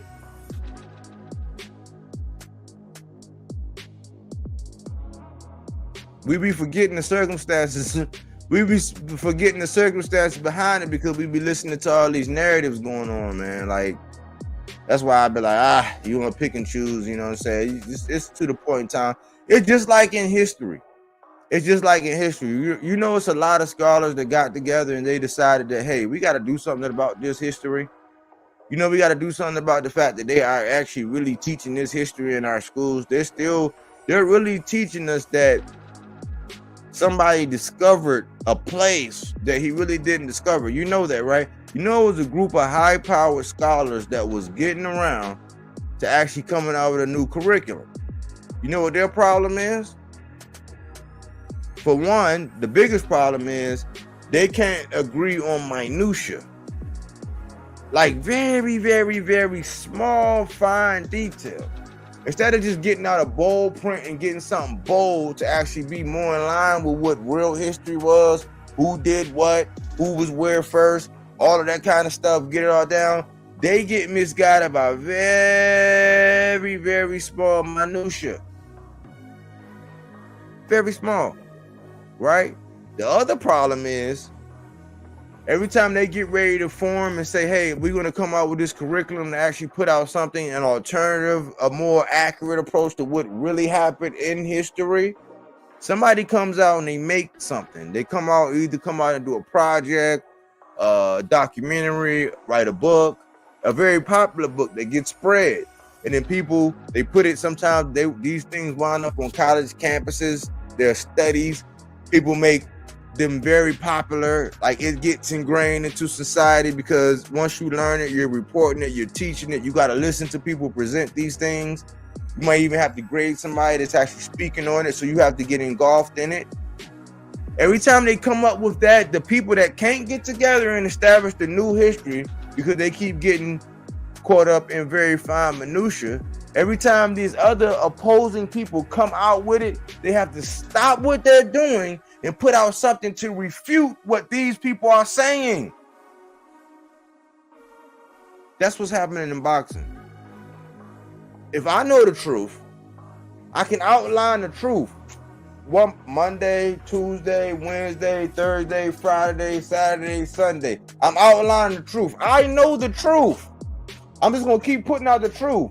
But if I have to stop putting out the truth to turn around to refute what's going on over here, is stopping my progress. They know that all they can do is come out and say something and put out a falsity. I'm putting out truth. They come out falsity. So now I'm like, nope, that's false. Truth. Nope, I got a rebuttal. Truth. It's a distraction. They know they can keep putting out these falsities, and because people are not brave enough to upend them, to uproot them, to contradict them, to pull them out and demolish and smash them, they keep going with it.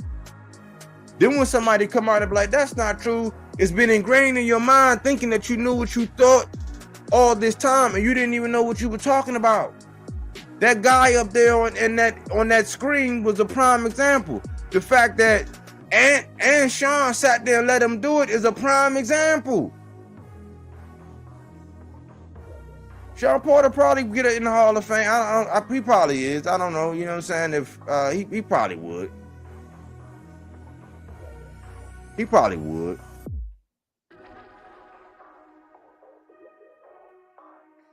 You like them beats in the background? I'll be trying to change it up, man. I love the music, Sam. You know what I'm saying? But are y'all hearing what I'm saying? champion sports boxing. That's happening a lot. Yeah, that's what I'm saying. Like, are y'all really understanding what I'm saying, man? And sometimes it like when there's multiple fighters, like especially for a person like myself, because I like multiple fighters, right? When I hear somebody saying something and what line of thinking and how they going about putting out something, it's hard for me to be like, oh man, he ain't speaking the facts on that. He ain't speaking the facts on that. It's just, but you can't defend them all. But you got an eye. Like a lot of this stuff, I got an eye on what's going on, but I peep it. And I'm recording and I'm, you know what I'm saying? Because the best way to do it, man, is to come out with a big old whammy. So I might let somebody think they're getting away with I might let somebody think they're getting away with some shit for a long, long, long time. But I'm keeping track. I got footnotes.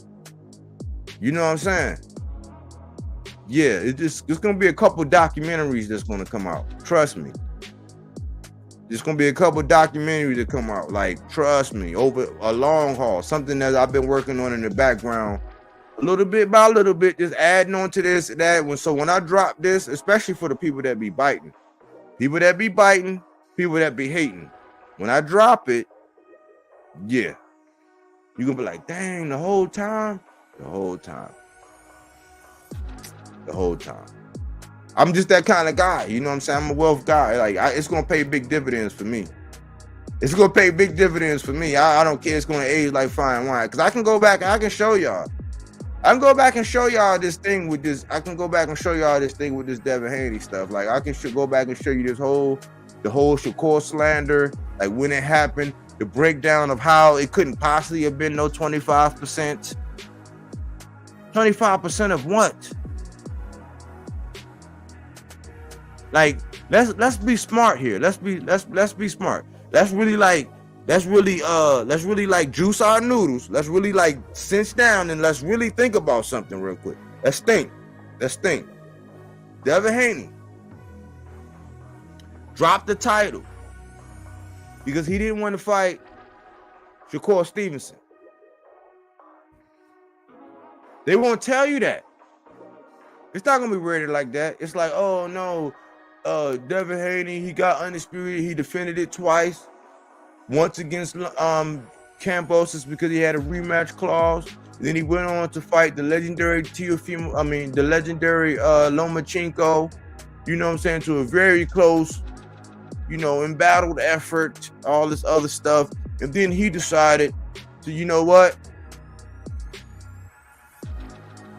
Then he decided to move up and take on Regis Prograis.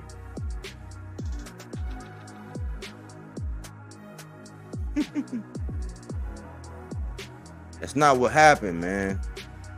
He got his bluff called by Shakur Stevenson. Shakur Stevenson forced him to drop that belt.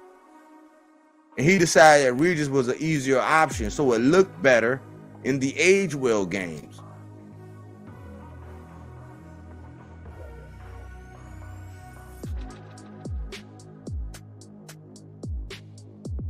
There you go, Aaron.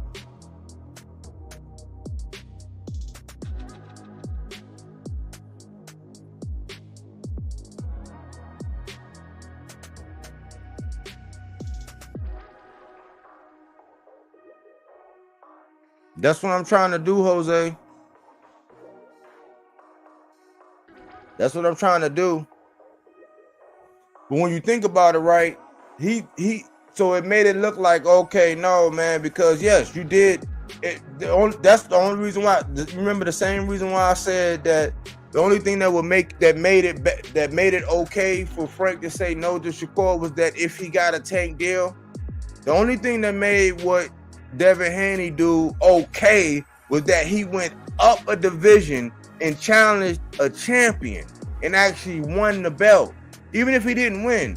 But he actually went from Shakur Stevenson at this level up to fight a champion at 140. Time-wise, age-wise, that's how the history books is going to read.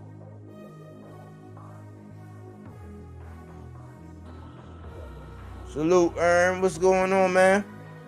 What's up, brother? What's up, man? Ain't nothing, Man, man. I'm sitting back watching the circus, man. Hey, man, I'm glad to see you still, you know what I'm saying, on the right side of everything, man. But hey, you gotta drop it on for the channel, man. Like, describe what's going on with the Tank thing, man. Man, it's really, and it's like I heard somebody else say this. Like, I really think it's like a PVC thing. Like, and like, you know, people like, man, we don't play that network and all that stuff, but it's something like a PVC going on thing. Cause you know they done took down Earl successfully, even though he let it happen. They done took down Deontay Wilder. The twins was supposed to be like that too. They done took them down. It's like they need something for that PVC thing to fall, man. And Tank the only one that's, you know, holding it down. And it's like, I don't want to make it a network thing, but they making it like that because, like, damn, like, it's like they giving us what, or they trying to give us what the so-called boxing fans want. They trying to give you the fight. They just told Canelo he couldn't fight what would you call it? Like the Charlo twins, they ain't really gonna do it. They said no to that. So like, it's like, I don't know, brother. It's like the Tank thing is bigger than me because like it's nothing you can really hate on with Tank. So it's like, what is it? Like, what is it, bro? It gotta be something. It's for me. I think that, man, it's that it factor, man. It's like he's at a point in time right now where he could actually, like, really, man, if he really run down the list like he's supposed to, he could really, like, he could really blow up. Like, I'm talking about he already there. But like, what he getting ready to do if he continue on this path, man, there's people are officially paying to see the man lose. Exactly. And that's scary. That's scary, this man. the other thing. But this the other thing. And I think somebody might be having to tell Tank this. I know it gets a little frustrating, but this the other thing. You gotta think that a lot of the things that's being said about Tank come from YouTube. Yeah. Well, on YouTube, if you can't make money off somebody, if they feel like they can't use you, what they gonna try to do? Abuse you. Yeah. So if you know you ain't never gonna get the interview, he ain't gonna never grace the channel. He ain't gonna you know what I'm saying? You ain't affiliated, but you know that if you can always make it to where you can pit your guy up against his, or you can make the net, because you think about it, his name is in the media all day, every day about what, and you be like, well, what's going on? It's because they want to really big up whoever they got in mind, but they got to use his name to do it. Yeah, because if you ask me, Devin Haney damn near run Tank algorithm. You search up Tank, Gervonta Davis, I bet you it's gonna be Devin Haney video throughout the whole. It's gonna be Devin. Tank said he won't fight Devin. Tank, Devin, Shakur, Tank, Shakur, TOD. It's like they work hard. I ain't gonna lie, they work hard doing that. That takes a lot of effort and keep bringing up somebody's name. Like, even this, I'm gonna tell you this. Like, on Twitter, it's the same thing, but like Tank and like Lennon and them, they talk to like the fans, and you could tell who they fuck with and who they don't fuck with. Cause I'm pretty sure Tank and all them, they watch all these videos. Cause you know how Leonard had to check Blue Blood and all that time. So they watch the video, they know who fuck with who. So it ain't like he ain't just giving out interviews. He just know niggas be phony. They be phony as shit. Like, even Shakur had to say that when the nigga was at his fight, like, yeah, what you think about Devin? He was like, you love Devin Haney. You love Devin Haney. You been bringing him up because that's what they paid to do. They paid to put, and it's like, that's lazy work for me, because like, you can't just go ahead and just put on performances. You gotta just go that route, bro. You're not gonna get fans like that. Like, even speaking of Twitter, Leonard Ellaby, he just told somebody that. He replied to somebody and said, little do they know, Tank fans don't even be on here. Don't even be on YouTube. Don't even be on, because they got life. They got a life, bro. Everybody got a life. when Tank fight, oh yeah, you know Tank right. Like I told you, like down up and down my Instagram, it all be fight parties and clubs that have Tank fights going on. That's the thing, like Tank, like all these YouTubers and all that. It's good, I guess, for the media purposes, but it's not gonna. They don't buy the fights, basically. This was the thing with Terrence Crawford. Crawford got a lot of fans, but they don't buy the fights, bro. They don't buy the fights. They don't support them. Tank fans, and when I say fans, I don't even call it that, because at this point you're a supporter. Because it be a lot of people on my timeline. They will buy a ticket, a plane ticket from like these is niggas like from around the hood and all that. They will go to that fight no matter where it's at. Like if the fight happened in Houston with Frank Martin, that fight gonna sell out. It's gonna sell out because niggas go to Houston for the parties and all that all the time. They know what they doing. Devin Haney, he should have took that YouTuber route like Ryan Garcia. You're not gonna get the fans Tank has by keep slandering his name in front of every interview and podcast. Like they don't hear that because they not on here to look at it. You feel me? They probably out rapping or doing something with their life. They not on YouTube. Boxing fans are used to, like, man, you like we watch it. We watch boxing. We're gonna watch everything boxing, but his fans is not on no fucking YouTube, bro. You're not gonna go on It Is What It Is and try, because even if you watch that interview, Mace and Cameron, they was on Bill. Like they might fuck with him, but they was on his little game and shit, because they was running. They was like, they wasn't ready asking him questions. They was like, yeah, you got a question, because like they was on his game. They was on top of his game. Niggas like Shawn Porter, somebody that already probably felt some type of way about Tank. He gonna suck all that up. Oh yeah, it is. It do come down to the A side to make the fight. Now it's that when you was a boxer yourself. Yeah. Why is you letting Bill Haney, and Bill Haney only doing what he doing because he feel like, to keep it real, he probably feel like niggas really dumb. That's what I think. I just think he really believes motherfuckers is stupid, because the shit he say is just so fucking stupid, bro. Some of the stuff I'd be like, all right, Bill. That's why I said, look, think about this.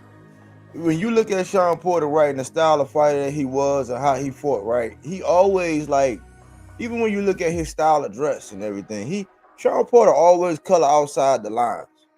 Yeah. Right? Yeah. He always been a guy that's gonna color outside the lines. It's like you tell Shawn, hey man, you gotta do it this way. He gonna figure out a way to do it, but he gonna color outside the lines and be himself. It's like, why do you wait till you pull the gloves off when you have a gig like that where it's a good platform and all that, to where now you gotta conform and you gotta acquiesce? It's like, no, what made you was that you always color outside the lines. But now it's like you got an agenda now. It's almost like something happened in that sparring where he did you know what I'm saying? It's like he touched you in your nose spot or something. Like, what happened in that sparring? That's Bill Haney for you. He be getting motherfuckers jammed up, man. He got Alicia Baumgartner jammed up. You done got Shawn Porter jammed up, because I forgot how that happened with Tank said that about Shawn Porter, but it was like, I know it was off the base of Bill Haney doing his dictatorship and dictating Shawn to say something, and people gotta respond, just like with Baumgartner. She ain't had to say, hey, me, bro. Like, come on, bro. You only saying that because Bill Haney talking his shit, and you know Bill Haney, he don't care. He can say anything. Why would you go ahead and jump out there and show enough what happened? And you know, why would you go do that to a person that don't got no filter like Adrian Broner? Like, people were saying like, oh, that's weak and all that.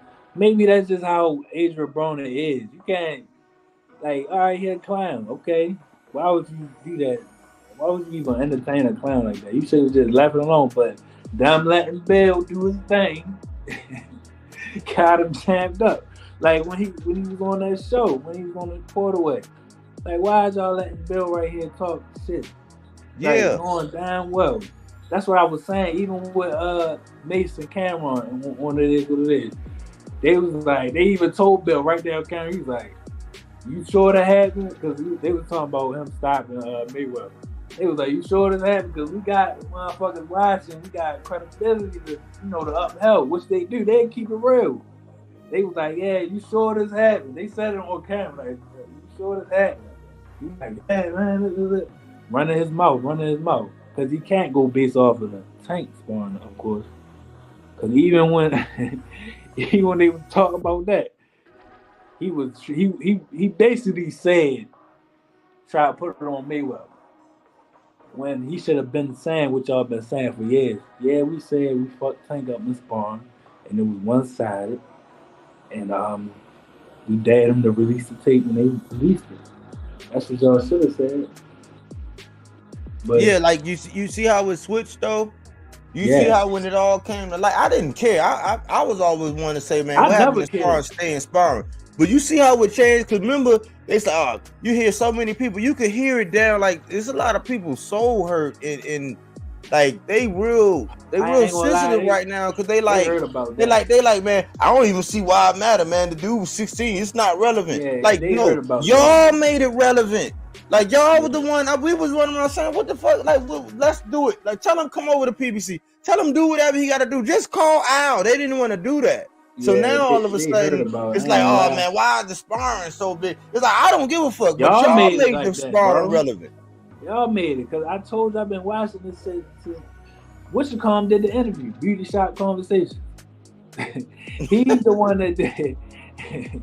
I got that from somebody, because that shit is funny. But he the one that got that interview of Devin Haney and Bill Haney when they first were talking about the sparring session. That was like 2019, 2020, something like that.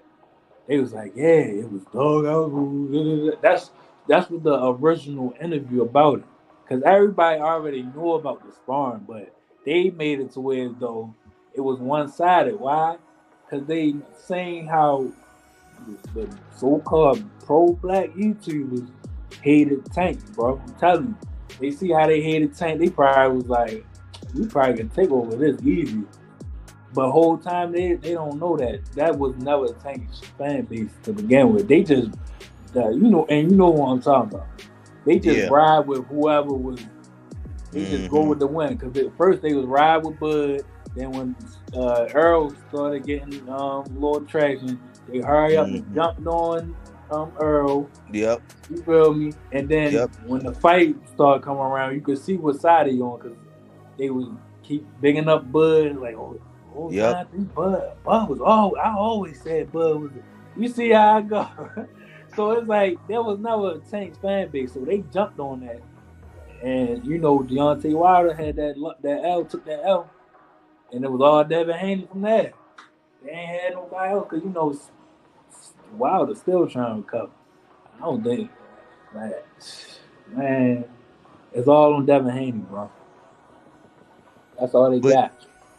But this the thing. This was so funny. I be saying this about some of these fighters and what they say and how they carried, and also these content creators. It's like, man, it's like they could go extra hard on somebody, man, but when somebody really go hard on them, they can dish it, but they can't take it. It's the same thing that Tank be saying. He's like, yeah, everybody can dish it out. He said, but what you gonna do when them bullets start firing back? And that's my whole thing. It's like, I'm like, okay, it's cool. If it's fair game and we all going like that, you okay, ride like that. Go extra hard.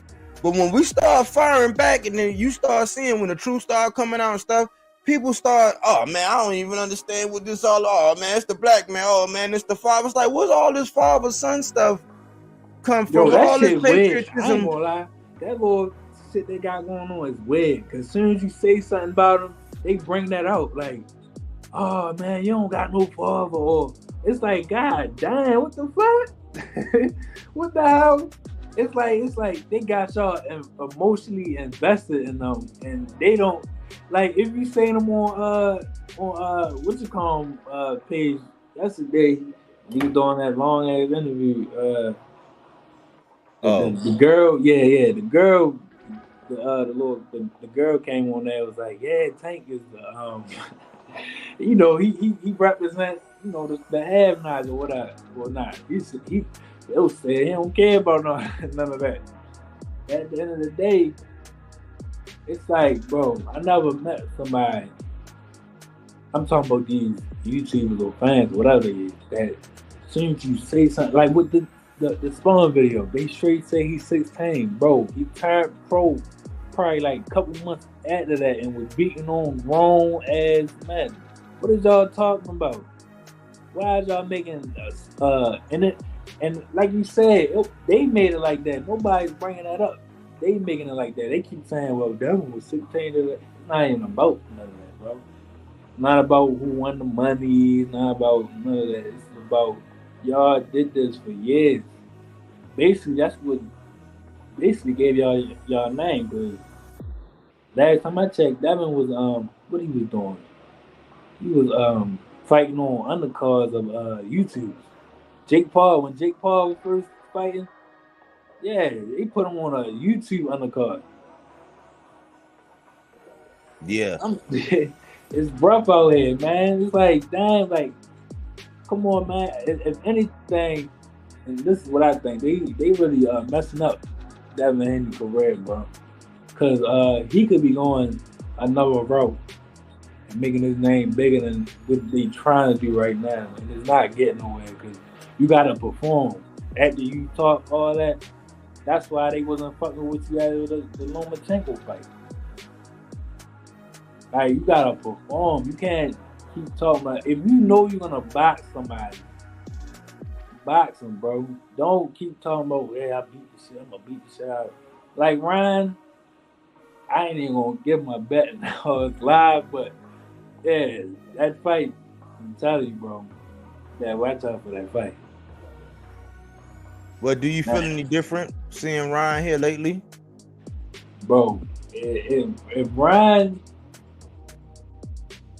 that's what I'm saying. Like, ever since I started sports betting, bro, my mind been like all over the place. Like, sometimes though, you don't go with the favorite with this shit, man. Lord knows. Yeah. I done seen it so many times. Remember what Tyson Fury was doing when he was fighting Wilder? Keep talking about he was jacking off and all types of weird stuff. I'm like, oh yeah. Knock his dumb ass out. Yeah, that's true.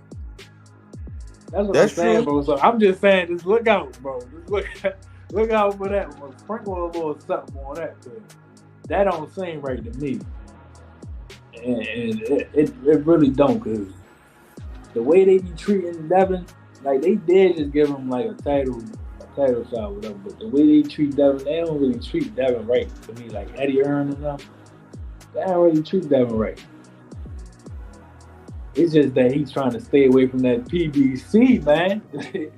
Devin trying to stay away from that PBC because before he even fight Tank, they probably put him in there with a killer. I'm telling you.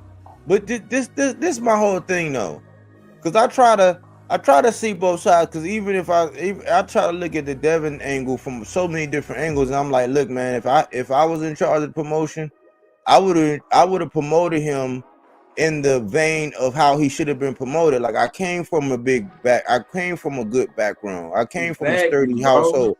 Exactly. I worked hard and got here, and like this is what could be.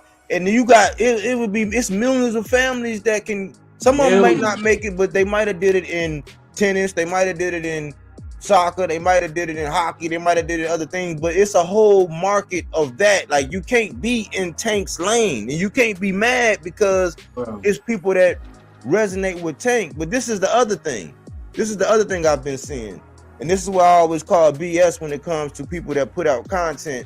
Especially because really YouTube, this is all coming really from YouTube. When you look at it, again, it never equates to butts and seats or pay-per-views when it comes to Devin. But this is the thing.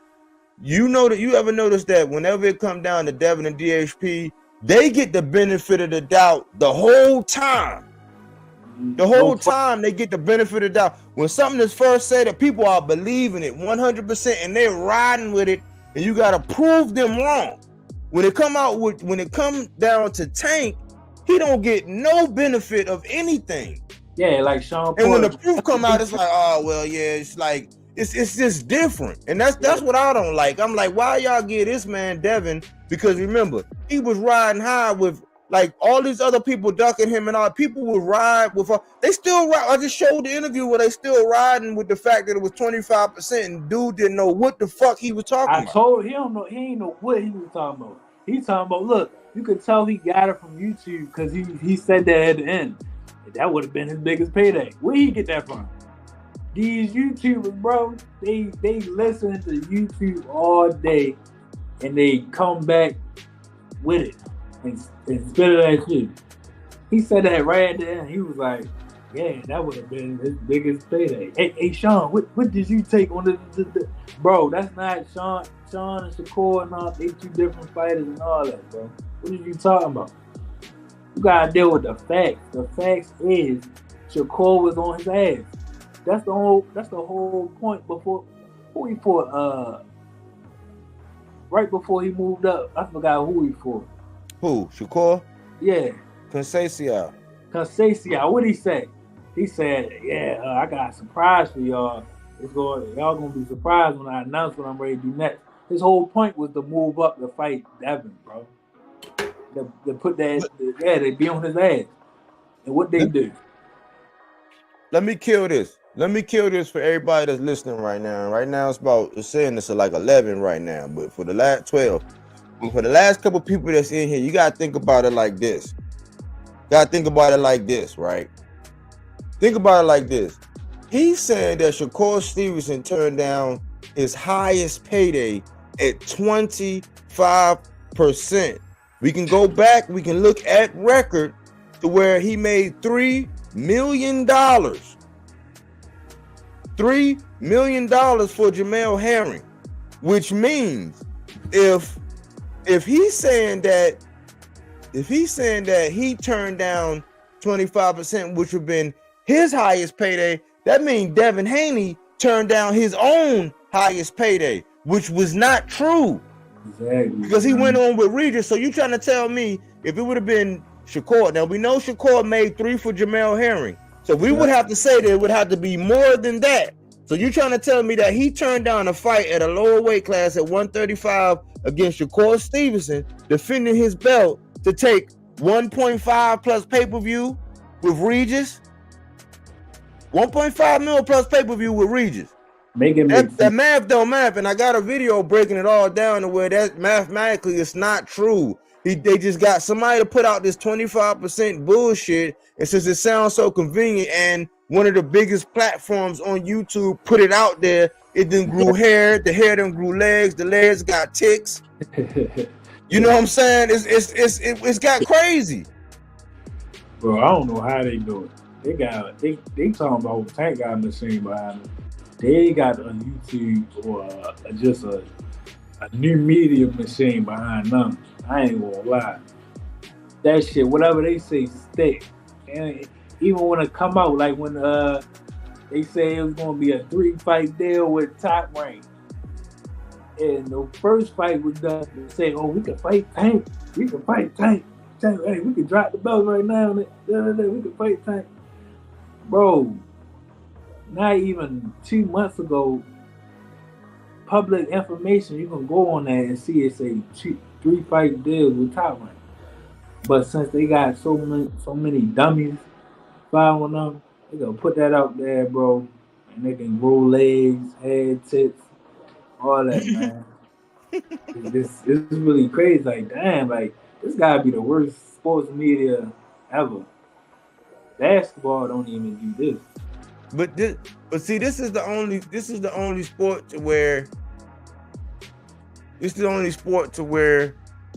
we can see a fight with our own eyes, go to sleep at night, and then wake up, and somebody can change your mind by what they've been saying on the radio or on TV the next day about it. And then this is the other thing.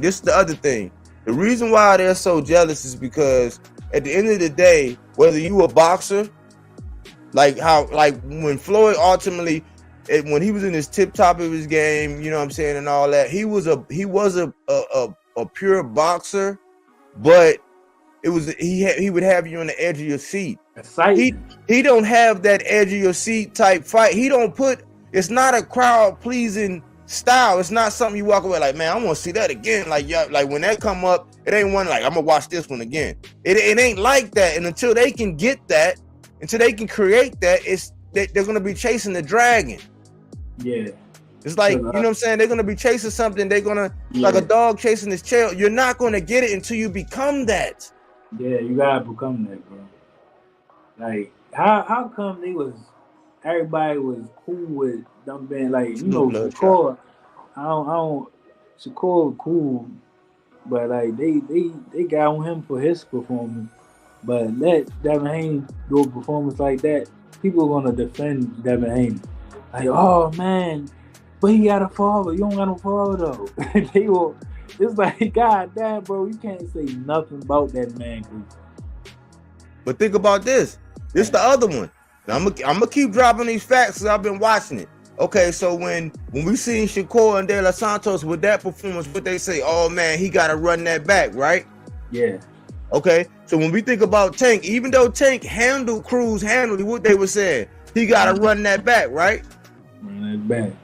So when Devin fought that fight with Lomachenko, getting his head popped back like a pear dispenser, what they say? Oh man, nah, man, y'all just hating, man. Why he gotta run that back? Like, why is it always like? And that's just a simple example, but why is it always different? Yeah, I ain't gonna. You see what I'm saying? Norman made him look bad, bro, because he was trying to be like Tank. He was trying to do that body shot bullshit, trying to break somebody down. Like, bro, you should have been born in that fight. You should have boxed him beautifully, but you made in turn you made yourself look bad. Cause he was cracking him. I ain't gonna lie, he was cracking. Yeah, that shit.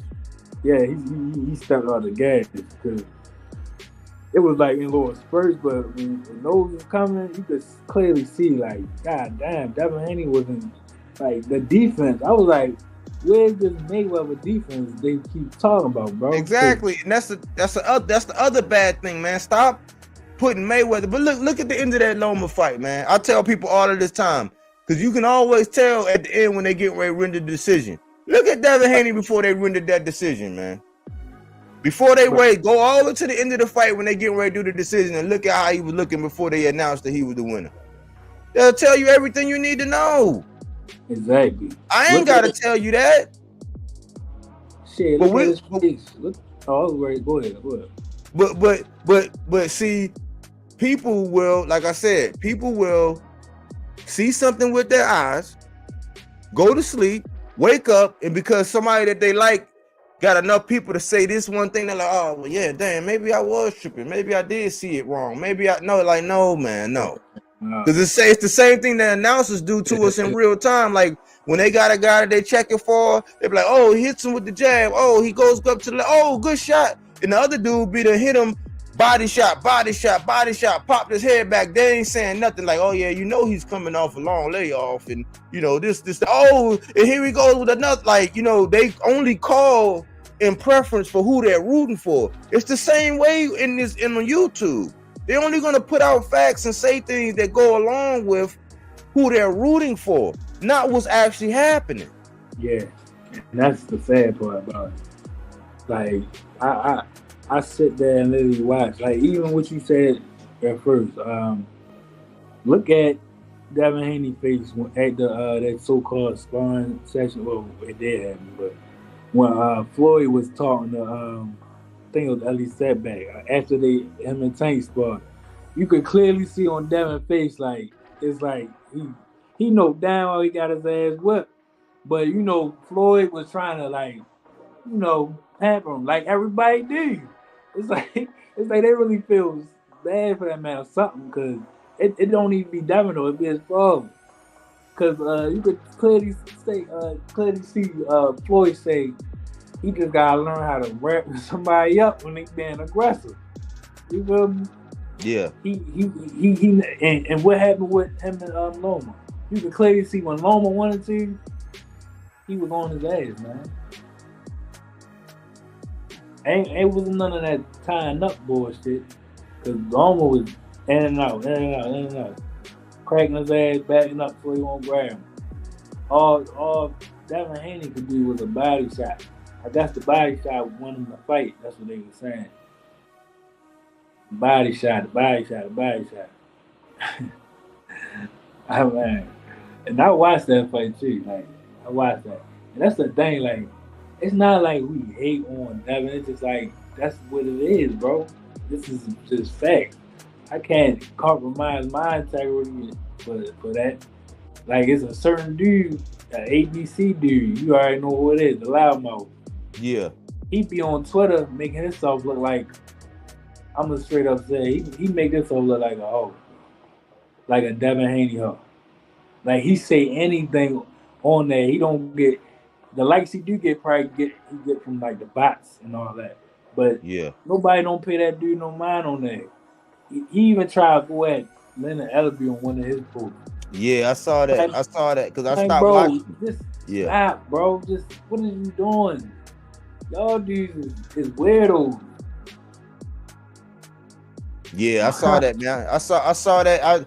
Cause I was watching somebody else and somebody said, "Oh man, this was about a month ago." They said, "Oh man, he doing bad." Cause I stopped watching a lot of them. I don't even watch. They said, "Oh man, he down bad."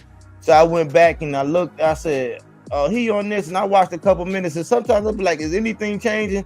Don't nothing change. And then they be groupied out, dog.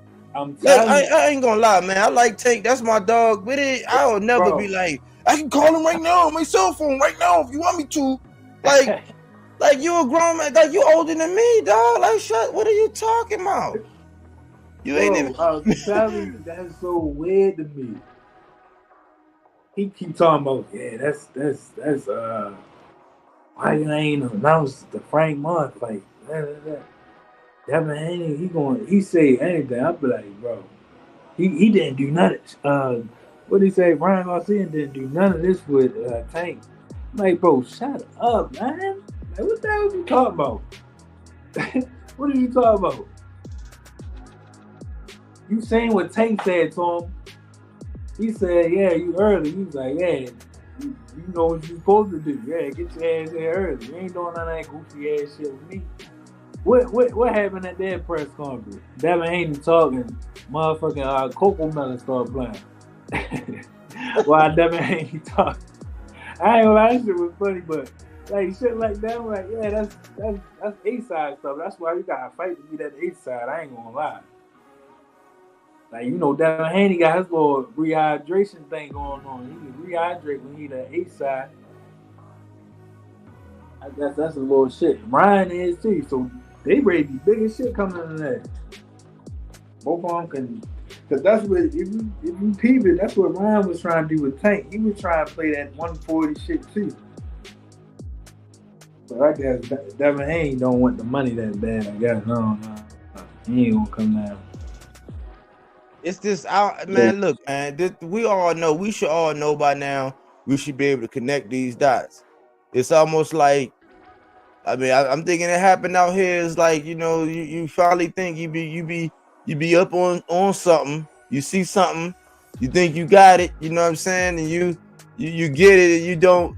You already know, man. It ain't gonna be a good show. You can't live up to what you've been putting out there. You just said you King Kong. You just said King Kong ain't got shit on me. You'd have been in your mess hall with your chest out. I'm gonna do all this because every time he's done it. Look at what happened. They just know that when that happened, he's not gonna be. Look at the damage. Look at the damage that this sparring tape did. Yeah, they cannot let him get under the big bright lights with 8-ounce gloves and no headgear. And with a focused ass Tank right now.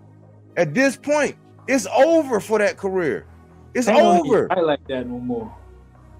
That's the crazy part. They don't even fight like that no more. Yeah, they know they're on borrowed time, man, and so they're gonna, you know, it's almost like, you know when you're gonna get your ass beat. You know when you done. I know in my house. So let me use me, right? I was one of them ones where at a certain point in time, my mother came outside and called my name. If I didn't hear her and I didn't come in there. It's like, oh yeah, well, if that happened to occur, she came out there and she called my name and I didn't come, you know what I'm saying? I wasn't anywhere in earshot to where I could come inside after a certain hour. I was on borrowed time. So yeah, you know what I'm gonna do? Yeah, I'm gonna go. tell. I'm gonna take my ass across the street to the 7-Eleven and do that.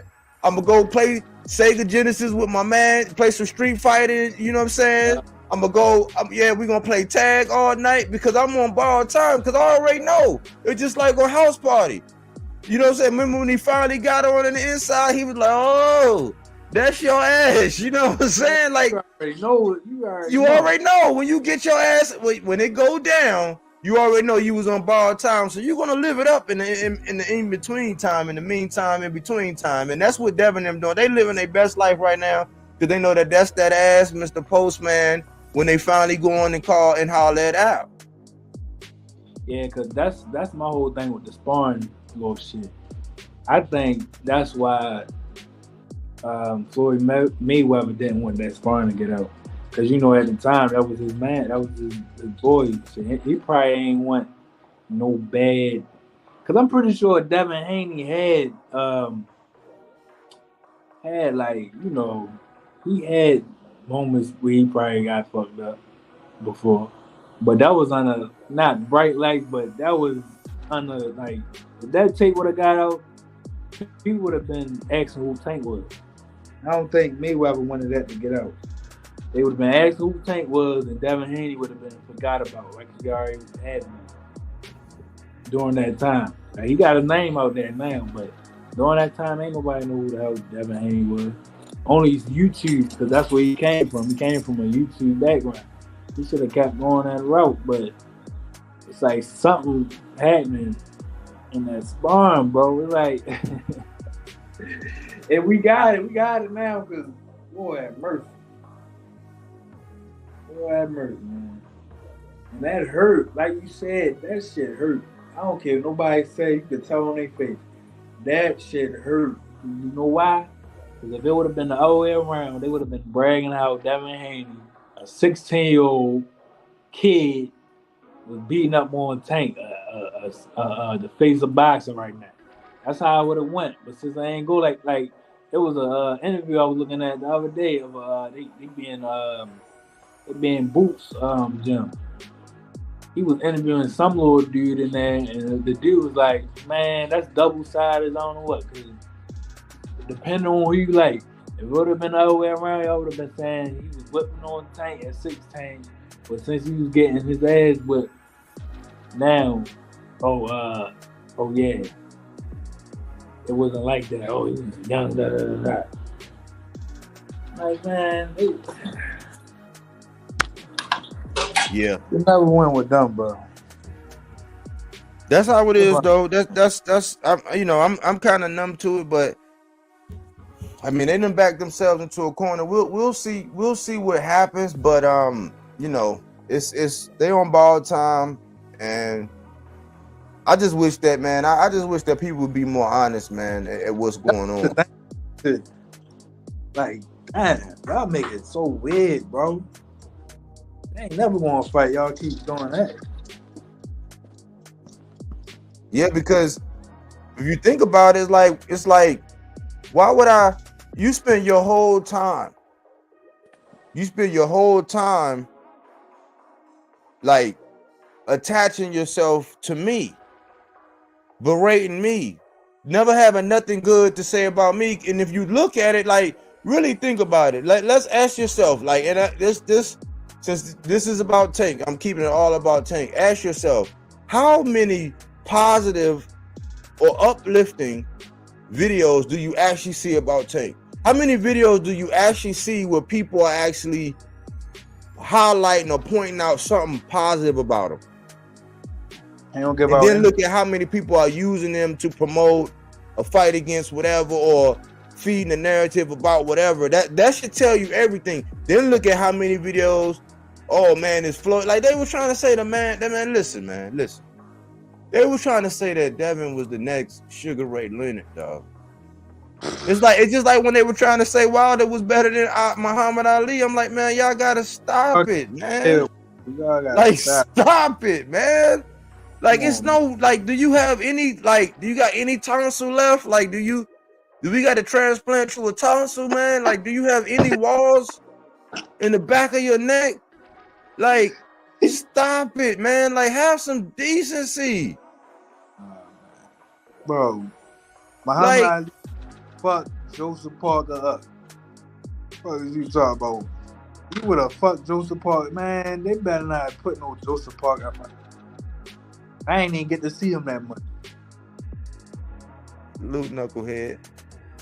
But yeah, man, it's outrageous, man. Yikes. Salute. Yeah, man. It's crazy, man. It's just, to me, it really is what it is now for me. It's really entertainment. Like, see, because it's not a job and I don't rely on it or whatever. I got freedom.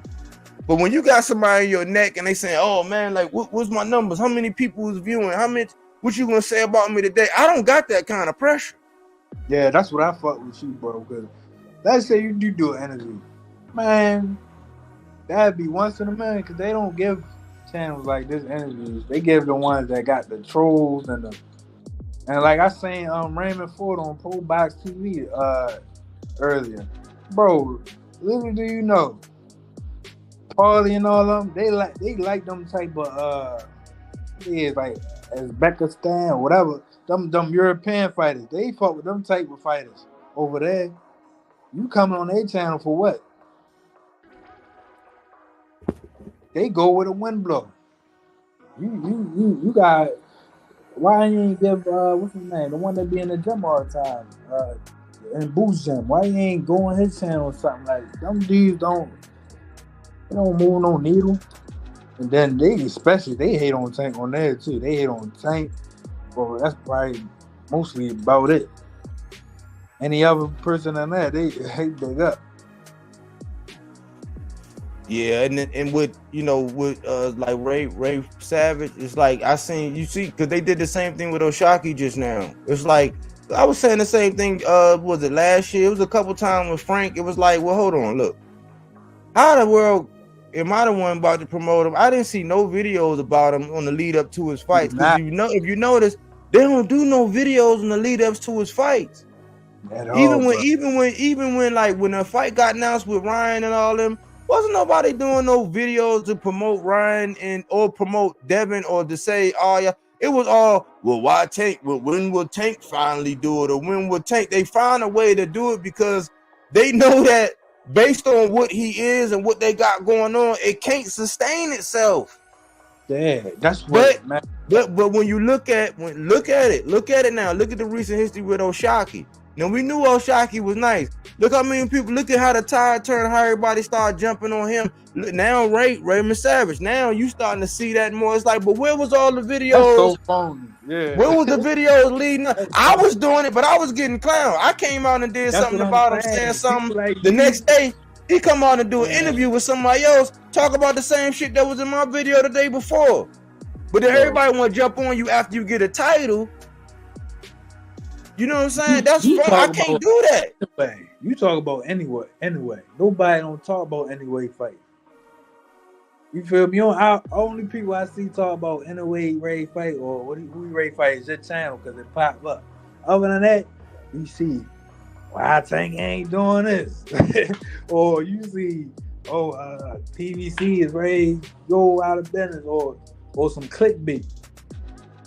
You don't see boxing, bro. It's turning into something that's not boxing, bro. That's what I'm telling you. It's WW. I'm telling you that Jake Paul stuff. He's the linchpin between, and I see what he's doing as far as how he's doing and what he contribute to, what he been doing for the country PR and what he been doing for some of the female boxers. But he's the linchpin between turning this thing into a full-fledged like wrestling, dog. Like, think about it. We get more excited. No, Aaron Jones, tell me this. Who actually talks about boxing anymore? Like you like they'll do like 5 videos. They'll do 5 videos in 5 days, and it'd be all about the drama and all this. They don't even go. I can see them going over the matchup. It's the drama. They don't do verses no more. They don't do breakdowns and none of that. You don't see none of that shit, bro. You see straight drama. And they try to create the excuse, oh, that's because it don't be much boxing to talk about. Like, nah, bro. Nah, man. It be shit to talk about. Wow. if that's the case, why are you lying then? Why are you making up drama and all that shit? If there ain't nothing to talk about. Gotta be something. They even said Devin is a killer. Yeah, they tripping with that. I ain't lie. Devin is not no damn killer. What's his name said that? Gary Antoine Russell. He was like, man, everybody know that Devin is scary. He straight said Devin is scary. He's a scary fighter. He is. Of course, he gonna try to walk down Lomachenko. Come on, bro. Loma what? Damn near 40. Little. Oh, they talking about body shots. He was hitting with the body shot. Yeah, bro. He's not. First of all, according to the same fan base, the Devin Haney fan base, when Lomachenko was coming up, he was overrated. So what is y'all talking about? He was overrated, bro. At that point, because they don't want to give no. Because think about it, they don't want to give no credit to. They don't want to give no. Theo, you talking about Theo? Yeah, they don't give no credit to Theo, but then they don't even consider the fact that it was after the war. He was older. He wasn't the most active, and he came off a bad performance against Ortiz, just like Regis came off a bad performance against Cirilla. It's just like Linares came off a bad performance against Cesar Pablicano, who got stopped before and after. Just like Gamboa came off a bad performance, getting stopped, got his ACL popped by Tank before. Like, they don't take that. But anybody else, when you talk about anybody else, especially the big ass channel, the one with the biggest voice, they'll come out and be like, oh man, he coming off a loss. He coming off a stoppage. Not with Devin. I'm like, see, you will make it seem like somebody like me is a hater because I know the facts. Yeah. But nobody else get the benefit of the doubt over stuff like that. Oh man, they try to see Devin a killer, bro. Oh my God. Talking about, yeah, all it is gonna bring an ass whipping. Like, no, it's not, bro. It's not gonna bring no ass whipping with Ryan gonna do. Because Ryan got power. He not gonna do none of that beating up shit. He gonna box him. He gonna try outpouring him the whole fight, just like he did in amateur. Same shit. They fought 6 times. They say. Pretty sure the 3 times Devin beat him, he ain't fuck him up. He outpouring him. So I need to stop, bro. The only person I seen him do all that to recently is. And that's what I meant to tell you, body work, man. This whole, them fights you just brought up, ever since Gamboa, it was waiting for that Regis moment. When he knocked Regis down, they was looking for that moment, bro. They was looking for that one moment when he knocked him down. Because they was saying it with the Gamboa. That didn't happen. Linares, that didn't happen. They was looking for that knockdown so they could say, yeah. Yeah, Tank scared of him, yeah, because he got power now.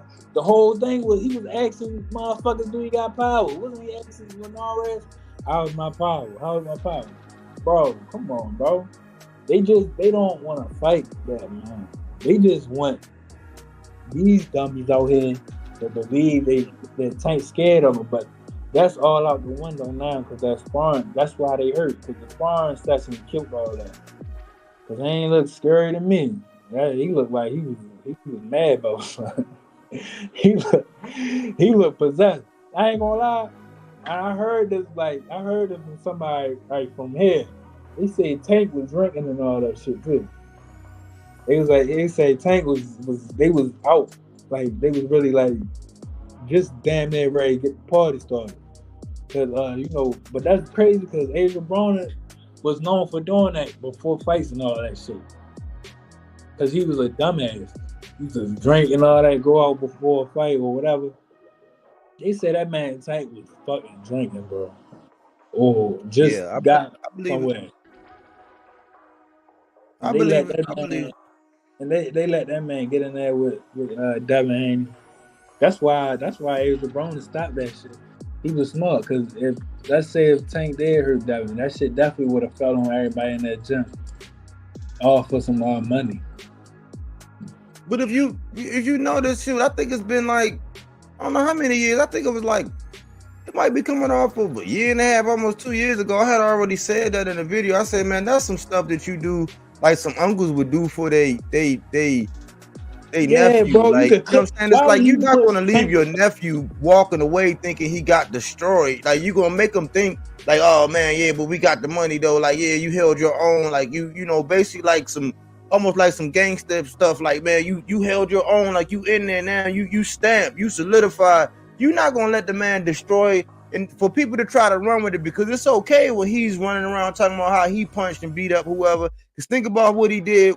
Think about how he brought up sparring with the Hector Garcia. Remember before that, he brought that. Oh no, we kicked him out or whatever, and we did. That's all good. But then when they came on and said, Hector was like, "What? Y'all did what? Y'all didn't kick me." Like, no, like, but because it was a language barrier, nobody took the time to clarify that up. Yeah.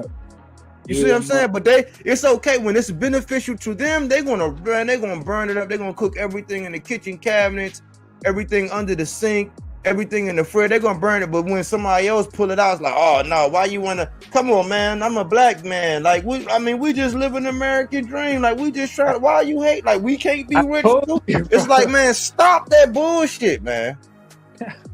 You don't got no father. Cut it out. You ain't got no father and all this. Is like, man, shut the fuck. I was like, man, and then when I was saying, I'm like, look, man, Bill better stop before they put hands. Because remember what happened with Bernard B-Hop. Yeah. That incident happened. I'm like, man, see, that said he gonna run into B-Hop, and B-Hop ain't gonna be playing. What happened? He ran into B-Hop.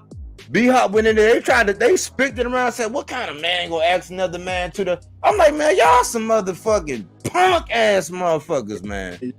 Like, y'all know damn well y'all was saying he was all like that. And then when it comes, that's like, what kind of man? That was kind of gay. Brother, I need to be more mature. But then when the motherfucker is cool, calm, and collected and ignore, it's like, oh, he don't want no smoke. He ain't have nothing to say. They are master spinners, dog. Yeah. Master spinners, dog. Like, I used to work with Coach Calvin's one of the mother of his children, one of the mothers of his children. She would tell me like, yeah, because they call him CCO for real. It was like, yeah, back in the day, like he be crying and emotional like that now, but back in the day, he really wasn't nothing to play with. Like when I say like nothing to play with, I mean like off stern, like real live. Will do that to you. And you got Bill Haney out here talking about he broke and why Tank not giving him money? Not like, bro, why would you go on a show and say that to somebody about a man? Like if he ever see you, like first of all, I'm telling like ex-convicts sometimes can be crazy, yo, in certain situations. Cause they like caged animals. If I'm not mistaken, Bernard Hopkins was locked up too. Yeah. Like you can't, and you could tell what type of background Bill come from. You feel me? Like that just goes to show you he talking about people. He posting mug shots. He keep talking about can Tank come outside, and Devin Haney talking about can Tank come and fight because he on house arrest. Like y'all sound real police, bro. Y'all sound like if something was to happen, y'all be the first to call the police, like a scared little girl. Like y'all don't have to do none of that though. I told you, man. That's why I say I like the internet stuff, and it keep me out of trouble and it keep me on here. But I tell people all the time, man, this is how it is when I'm on here. Like I understand it's the real world. When we shut these screens down and we go out there, it's the real world. And in the real world, it's like if you do this to me, I got a right to do that to you. And that's why I say they can dish it, but they can't take it. Like it's no way in the world you can be that egregious. You can go that in depth on somebody. You can go that hard, be that disrespectful. I mean, they talked about the man mother. They were talking about how much Coach Calvin was getting paid. They was passing around mug shots. They called the man a monkey. You know what I'm saying? Like all these things. And I'm like, okay, that y'all saying that's internet stuff, but it's some people that really like it's really people out here that won't tolerate that, man. They won't. We know it's supposed to be entertainment, but keep it like that. But don't have your panties all in a bunch when somebody, you know what I'm saying, when somebody do the same thing to you. That's my whole thing. I'm like, hey, go at me. Talk all you want. Talk smack. But when I do it to you, you know what I'm saying, then don't be trying to call for mercy and shit. Yeah, you can clearly see Bernard Harris wasn't playing. Bill Haney was trying to laugh it off and all that stuff because you know the fans watch, fans and all that. But bro, that was not funny. Like he was dead ass serious. Like you keep talking crazy on that. You can't keep doing that. Like, hey, and for me, I find it sometimes like he just saying some goofy shit, like he's funny or whatever. Like, all right, be that, but when you start talking crazy just because you got fans, the fans on YouTube is not gonna be right there, bro. They just Exactly. they behind the computers and all that shit. They not gonna be there with you. So you can't take that with you. You can say all that crazy shit, but you can't really stand on nothing on the internet. Cause you gonna have to say like you just saying Bernard Hopkins, man. That man wasn't playing. Coach Calvin, when he cut off the boxing boy, and I've been saying even before that, I was like, why the fuck he even get him these interviews? But he had to cut him off because they called him just to set him up on the call with Bill Haney. They got into it. That's when Coach Calvin said, "Get off my dick too," and all that. And all that hung up. And Coach Calvin said he was like, "Yeah, I had to cut them off behind that. Like, you can't do that. Try to set me up on a call like that. Just views and click. Like, y'all getting real thirsty and like, come on, bro. They not fighting. They not gonna fight right now." But the thing is, but see, let me talk to that point too. Salute Cookie Monster. Body work. But let me talk to that point too. Look, now on that show in particular, since you brought that up, on that show, this has happened before when they've been going, because I remember when who was Shakur? Shakur and Shakur was going at it with somebody. Shakur was going at it with Jamel Hearn. Was it Jamel Hearn? And they said no. He like they had Shakur in there, and they said, well, I think they were talking to somebody. They were like, well, Shakur want to come on now, but I out of respect, I want to let you know he coming on there because I don't blindside. They don't extend that same courtesy. They didn't extend that same courtesy to Coach Calvin. And that's why I'd be like, that be that Batman shit that they be doing, where you don't keep it all. Like if you do that to other people, Coach Cal ain't got nothing to cry about. But you don't do that to other people. You only did that to Coach Cal because they don't really got no respect for them dudes. But you know what's so crazy? People make the most money off of Tank Dane. He literally, I made a video talking about how he literally keeps the lights on for people. Like literally keeps the light, the lights on, but they have nothing good to say about the dude. No, bro, because it be all this drama and all that shit. But as soon as Tank ready to fight, like that's say the press conference and all that shit happening, any Tank fight, they talk shit all the way up until that point, right? But when it's time the press conference and all that, they start putting up Tank highlight videos. Tank in the gym. They put up little shorts, little clip, what they call reels. They put them up a little bit. I be peeping that. I be like, these is Tank haters though. They be like, TankDavis in the gym, hitting the heavy bag. I be like, oh, okay, yeah, I get it, because they don't never post nothing about nobody else that they big up like that. But right now is when is Tank gonna fight the really big fight that we really want? It's like, man, stop that shit. Like before, it was he ain't never fought no slick black fighter. Now he on deck. He getting ready to get that underway. He's a valiant opponent. You know what I'm saying? We don't know what's gonna happen. I mean, we can assume. You know what I'm saying? I'm a Tank fan, so you already know how I'm coming. But you know what I'm saying? Tank is a valid opponent. Like he's one of the guys that I rock with too. Yeah, I ain't gonna lie. You put me D with the. I ain't know that title had said that, but Shawn Porter video, I skipped right past that because I ain't know that shit had said that. Because, bro, you can literally go on that page, go scroll all the way back. Yo, Shawn was praising this man Frank Martin. You know how much he hate Earl Spence, so I was thinking like, oh, he was gonna be a little biased towards Frank Martin since that's his fighter. Man, he was praising this man up and down. Now all of a sudden, ever since Bill Haney came through, oh, who is Tank gonna fight? He's not a pay-per-view draw. Bro, do it matter? Tank, But I this don't is even think Tank give a fuck. It's about getting in a ring, bro. That's the whole thing with this shit. but this the other thing though. See, and this is the only reason why Shawn coming into scrutiny on my channel, because I actually look up to Shawn Porter. Like when Shawn Porter was lacing up, up until that Bud fight and what him and his dad did, up until that, I was like, man, I gained a lot of respect for him after the Errol Spence fight, for real. But I always respected what Shawn Porter did. Now, as a person that used to box, and a person coming from the Midwest in Ohio, Frank being from the Midwest, it's like, why are they even putting you in a position where you gotta be like that, Shawn?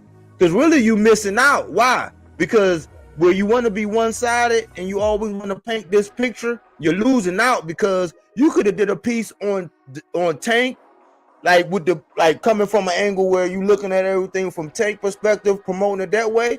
Then you could have came from an angle promoting Frank from that way. But because in all these ways, and that also shows you that, why does Shawn and them gotta join forces and rep so hard for Devin? Like, why do they need all this extra help? Like, why do they need all this extra support in everything they do? Because guess what? At the end of the day, ain't nobody gonna be able to get in the ring with the nigga. Exactly. That's what I'm saying. Like, bro. y'all can do all that shit. Y'all can make it look bad, but it's going, man, y'all world is going to crumble when he get in there and get his lights put out. Bro, Bill do not care about none of that. His whole thing is, like you said, to lock it down, to make everything one-sided, and let them miss out. He don't care if you miss out on your content. He don't give a fuck. Bad promoter, son. This nigga taking them out, niggas out in dinners and shit. Like, Bill, no, they got that bread. He got that bread. They got money to blow. You heard? They take him out on dinners. Like, you better not talk bad about my son. You know what I mean? But at the end of the day, bro, come on, man. But look though, man, they being some little just, well, all you gotta do is leave 40 on the dresser, man. Like, you know what I'm saying? Like, you doing all this for 40 on the dresser, cuz? Like, you doing all of that for just, you doing all, I get all of that for 40. Bro, I get the work. They can get, you know what I'm saying? For $39.99, you know what I'm saying? I get everything. At this point, just apply for like a commentator job or something. Cause like you can make way more than that. You ain't what's the card? You limiting your YouTube. And this I don't even know nothing about this shit, but it's like you limiting yourself because you gotta keep it one-sided with Devin. That means anything else you talk about won't make Devin look bad, because most of the big fights is in them weight classes. You feel me? The big dudes ain't doing nothing. You see what Bud doing? That nigga don't care. And that's another thing about him I meant to tell you. Like, they swear he's some type of star, bro. He's not no star. Yo, you see the latest remix? Star. Did you see the latest remix? What it is, though? What it is? They came on and said the Eubank shit was fake news. I'm like, nah, because y'all ain't like all that press y'all was getting. Like, y'all got pressed out and people was like, man, fuck no, that don't line up with shit you was saying. Bro, Box Raw posted it. Box Raw ain't no fake page. They posted that. It's an official poster. And that's what it is, bro. It's like, bro, you is not no star. That's why, god damn it, fucking Earl Spence, bro. I know. I know. Oh my god! And I was one of the ones saying, I don't like, you know how people be saying like they just want the fight done. Yeah, I was one of them too, bro. Like, I was like, I just want to see the fight, but if this what happens, bro, I can understand. I ain't gonna lie. Lord have mercy. They got this man out here looking like he number one El Chapo right now. I'm like, bro, nobody is really checking for a Terrence Crawford fight. I ain't even gonna lie to you. I ain't even gonna lie. They probably done forgot all about that fight. I ain't gonna lie to you. You keep trying to bring up Canelo. Lennon Ellaby, he done. See, that's why I listen to him because he. I don't care nobody say, "Oh, that man is funny," because he keep that shit real with you. He like, what's his name? That channel, I got fight hype or whatever. He was like, "Yeah, you don't think that's an interesting fight?" He like, "What's an interesting fight?" He was like, Canelo and Terence Crawford. You should have seen his face. He was like, "Oh no, that's not no big fight, bro." I'm sorry to tell you, he keep it real with you. He said that's not no big fight. Canelo could do whatever he want. He not fighting no Terence Crawford. Y'all could stop all that fantasy La La Land stuff. He had shut that La La Land stuff down. That's why they don't like Leonard Ellis. Because he keep it real. Like, even when I was saying with Devin, I was like, I just want to see the fight. I would Tank to fight that man. But Leonard Ellis keep saying, like, it's not even a fact that Tank gonna fight him. He gonna fight him. It's just that he don't do nothing, bro.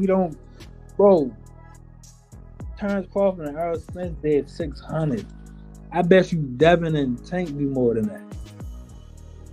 Eventually, or maybe, or Shakur. One of them, they're gonna do more than that. But I'm like, damn, I could have sworn that was like gonna at least be up to like 8, like from like 8 to like a mil, but that shit ain't do nothing. That's cause what they was saying been true this whole time, like, and they was catching flag for it. PBC, they was saying like, I forgot the one dude name. He worked for PBC, but he was saying like the shit that Terence Crawford asked for, like, you're not regular to him, because like, nigga, you don't do nothing to earn that. You feel me? They famous for saying the man got options. I was calling it out. I said, all right, man. I called it out, man. I got it. I got the videos. That's gonna be a way back Wednesdays or a flashback Friday too, because I was saying, man, look, man, the way he acting, I said, man, it's gonna turn him off. Because think about it. Beforehand, Eddie didn't want to touch him with a 10-foot pole. He dropped the mic on Bob. Yeah. Look. He dropped the mic on Bob. So I'll be like, man, to the only fans, you know what I'm saying? I be saying, like, look, you can't have it both ways. He can't drop the mic on Bob and say, oh man, he couldn't give me the big fights, and then turn around and say it was all Earl spot. Because you actually had a lawsuit against the man. So explain that. Where'd that come from? Where that come from? And then the way you was acting and how you had that man, they not gonna want to deal with none of that. Yeah, they're not gonna want to deal with that. Like, you come on in and you get down, and this is the plan. Like, they gotta plan this stuff out so that they can make moves with everybody else, so that you can get those 3 dates that you want. They want to map it out. They not gonna, because they always say that ATL, that Outkast song, you know, when they say one monkey don't stop no show. Yeah, it's like they got to keep rolling. Like, you cannot clog up the machine, bro. Yeah, because what you bring to the table don't amass dollars like a big name, like a Canelo or a Tank or something. You can't dictate that. Yeah, because he started the shit out of Earl. That wasn't even PBC. That was Earl that was helping start that fight. Because, like, I told you at the time, I was like, oh, you know, PBC, they always do fights like their 3 biggest stars back to back. They'd do Deontay Wilder, they'd do Spence, and they'd do Tank, like, back to back. And they'd throw the twins in there, like, right before that. But when that whole Spence and Crawford thing happened, it was like, that was really Earl Spence, bro. He must have thought, like, yeah, I really need this fight. That whole time he never needed that fight. It was Terence Crawford that was saying he never needed a fight. You feel me?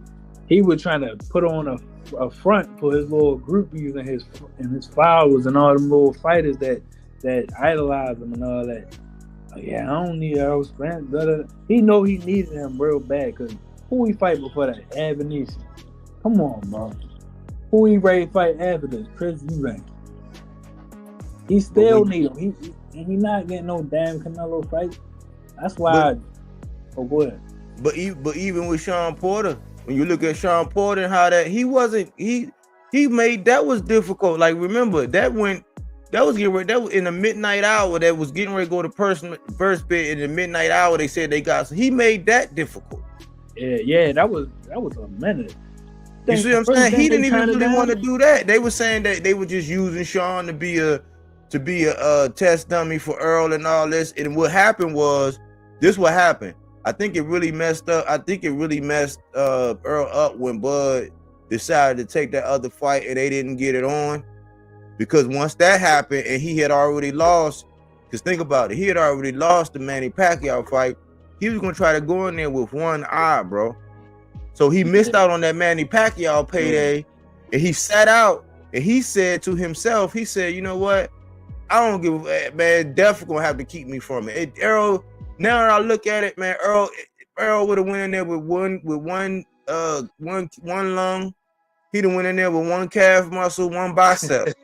You know what I'm saying? He was gonna get that bread, dog. Especially after tanking on for it. That was right after tanking on for it. So he was like, fuck that. I'm ready to hop in this motherfucker. Exactly, champion sports boxing.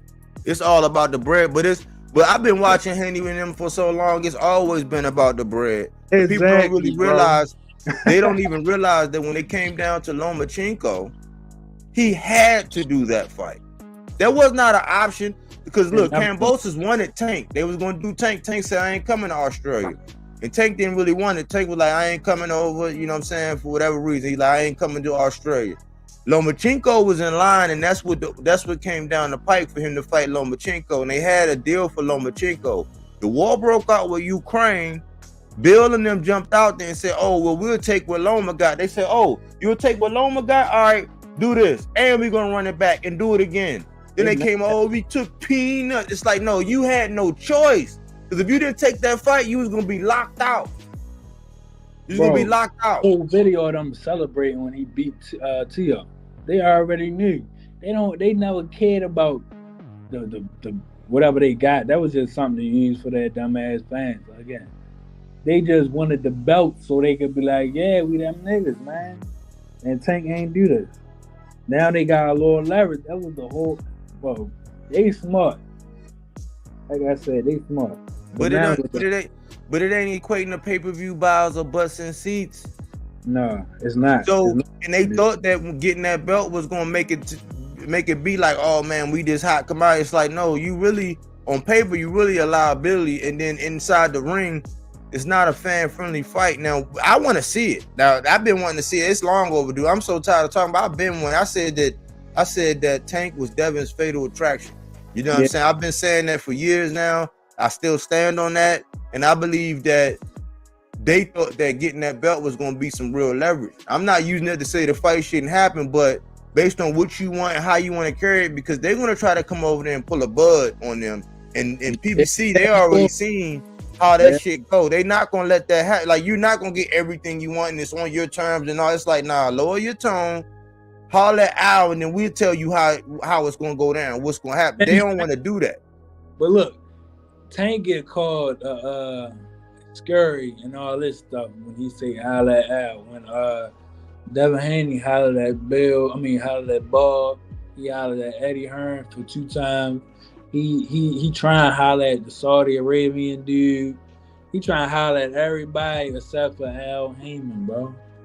Like, come on, y'all got fucking Floyd Mayweather number on speed dial. He own half of that or whatever, however you own that. They just playing these games right in front of people's face. Like, come on, bro. Even with Shawn and them, they up there talking about what Tank needed to do. Bro, I don't know how that shit works. Stop playing. Stop motherfucking playing. The dude that be on the couch, he got a little bit of sense. You can tell he be trying, but it's like nobody don't want to call niggas on their bullshit. Whoever that dude is on the screen, the actor, he don't know nothing what he talking about. He be on YouTube all day. You can tell. I think Ant be hit or miss. He's hit or miss, but he's more of a whatever narrative we going with. That's I'm gonna ride. I'm gonna make it seem like. But they don't believe that, and that's for me. That seems like that's jealousy. And then I expect more for Shawn Porter. I think that he don't have to. I don't think he have to take that angle. It's like, what's the motivation? I don't get it. He don't. He ain't had to take it. He don't gotta take it. You can put whatever title you want, but why it got to be who should he fight instead? You mean to say that you don't look at the? So that's a lot of implications in one statement. Like he not so since he not a draw, don't fight him. Yeah, that's Shawn Porter wasn't a draw. Now, like when was Shawn Porter ever a draw? That go against everything he fought for. Exactly. See, that's you brought it home. That go against the very essence of who Shawn Porter was. You were tough out. You were rough, rugged customer. You gonna make everybody look bad. If you don't belong in there, you gonna make it known that you don't belong in there. You know what I'm saying? Like you gonna have to earn what you get with Shawn Porter in that ring. Exactly, bro. You wasn't a draw. You wasn't the boxing's the apple of boxing's eye while you was in it. So now for you to say Frank is not a draw, so who should he fight instead? Like what are you? If like Frank is a good fighter, like I don't get that, bro. No, I don't get it either, bro. That's why I said, man. It don't make because when it was conversation, oh man, Devin to do this, oh man, Shakur, because they wanted to see Frank and Shakur. Exactly, bro. How you roast Frank for ducking and doing? Oh man, nah, you know what I'm saying this, but now it's like it's man, they exposing themselves, man. We we can go on all night, man, but they be exposing themselves, man. I just had to put this out there, and I'm starting to keep a track of all these little hating ass things that Shawn Porter doing. I don't understand it, like especially with him being affiliated and him having a platform to where you don't got to be all Tank, but you could be more balanced. Bro, nobody gotta be. That's the thing, bro. Nobody don't gotta be all Tank. All this. This is boxing. People want to come somewhere and actually talk boxing, bro. Especially like you got a what you call a small channel, I guess. But you talk boxing. The big channels don't talk boxing at all. They don't talk boxing. They post it, but they don't talk boxing at all, bro. That's what's weird me out. Even like Shawn Porter, he's starting to turn that page. I'm like, bro, come on, man. Y'all are tripping. All this to promote Devin Haney. Bro, it's not gonna work. Y'all been trying this shit for like years. He doing 50, 30,000 pay-per-views, bro. I know it's like, man, it's like, come on, man. What is y'all not getting? And I know that Leonard Ellerby and all them, they looking like, damn, bro, if you would have just stayed with us, I'm telling you, he would have been bigger than that if he would have stayed with Mayweather and all them. Because but that's the thing. See, Bill wouldn't be able to do this thing. That's the thing. But Aaron Jones, 100%. Tell me, is Devin Haney a draw? Oh, Devin Haney not a draw. Okay, so let's replace. So we could easily say, Devin Haney is not a draw. So who should Tank fight instead? Exactly. Easy. It's interchangeable. So to even bring that up when if everybody want to see it with Devin Haney ain't a draw. So you shoot your own self in your foot with that narrative you created. Like it don't make no sense. I could kill these dudes all day, man. I ain't never lace them up, man. But man, this shit is crazy, man. It's crazy. So bro, I just like adding to the conversation and giving some people to stand on and let people know that they ain't crazy, man. But there's a lot of this shit going on, man. I hope Tank keep doing this thing. I'm glad he got I'm glad he got off that ankle bracelet and that legal stuff is over with. Now he can focus and I got him going off now. I already said last year I called it the ascension. So this is just a continuation. He had a little hiccup where he had a little downtime, and then all that shit that happened with the fight with Bud and Earl getting pushed up, that messed up the timeline for a lot of people, man. That fucked up boxing. It kind of fucked boxing up a little bit, but the fact that we got some mega fights last year, or not some mega fight, we got 2 mega fights and some good ones. You know what I'm saying? In the books, it kind of knocked it off, but now he's back on pace. Now he's back on track to where, because anybody else, anything like that. Because think about it, when Devin beat Lomachenko, you know what they said? Oh man, he deserved his victory. When he beat Campos, they said, oh, he deserved a victory lap. It don't matter who he fight. Okay.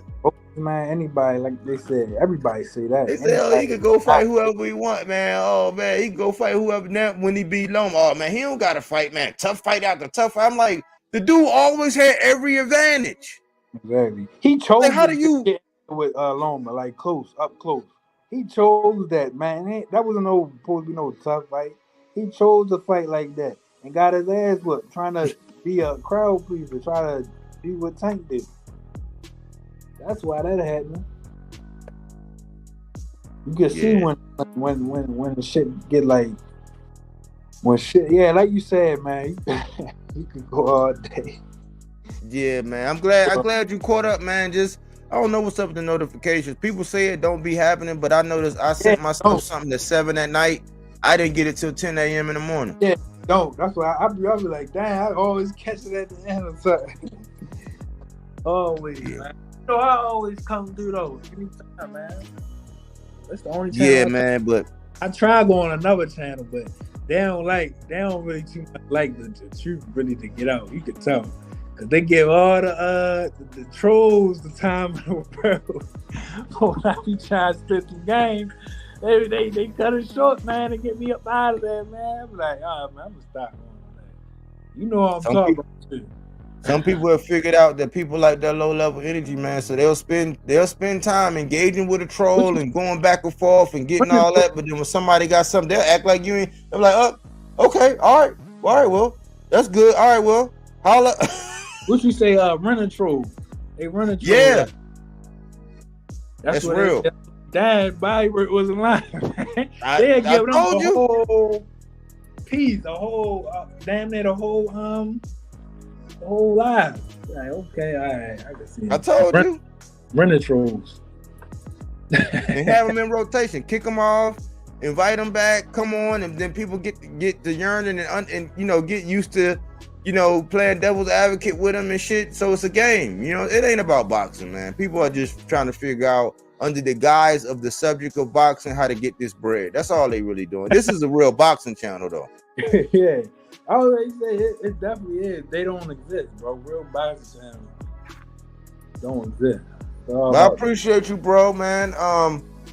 I'll be on, man. I'll be coming out with stuff, man. I'll be coming out with more stuff here. I'm gonna get back to my regular videos. I might go live a little less and then get back to more of my regular videos. There don't be no videos out here, bro. All lies. I know. Sometimes I sit back and just see what people are gonna say because I think I feed a lot of people because what I say they gotta come back and combat it. So they got some kind of sometimes I sit back and don't do nothing, so they don't have nothing to go off of. Yeah, man. We don't do all that extra shit. But yeah, I'm gonna be looking out for the next live though, bro. Whenever you do it, I definitely be on the lookout. All right, man. Be safe out here, man. All right, you too, brother. Salute, bro. Salute. All right. Yeah, y'all, man. We had a good live, man. My man Aaron Jones, my day one, man. One of my day ones. Well, he is my day one, man. Been around since I actually started, man.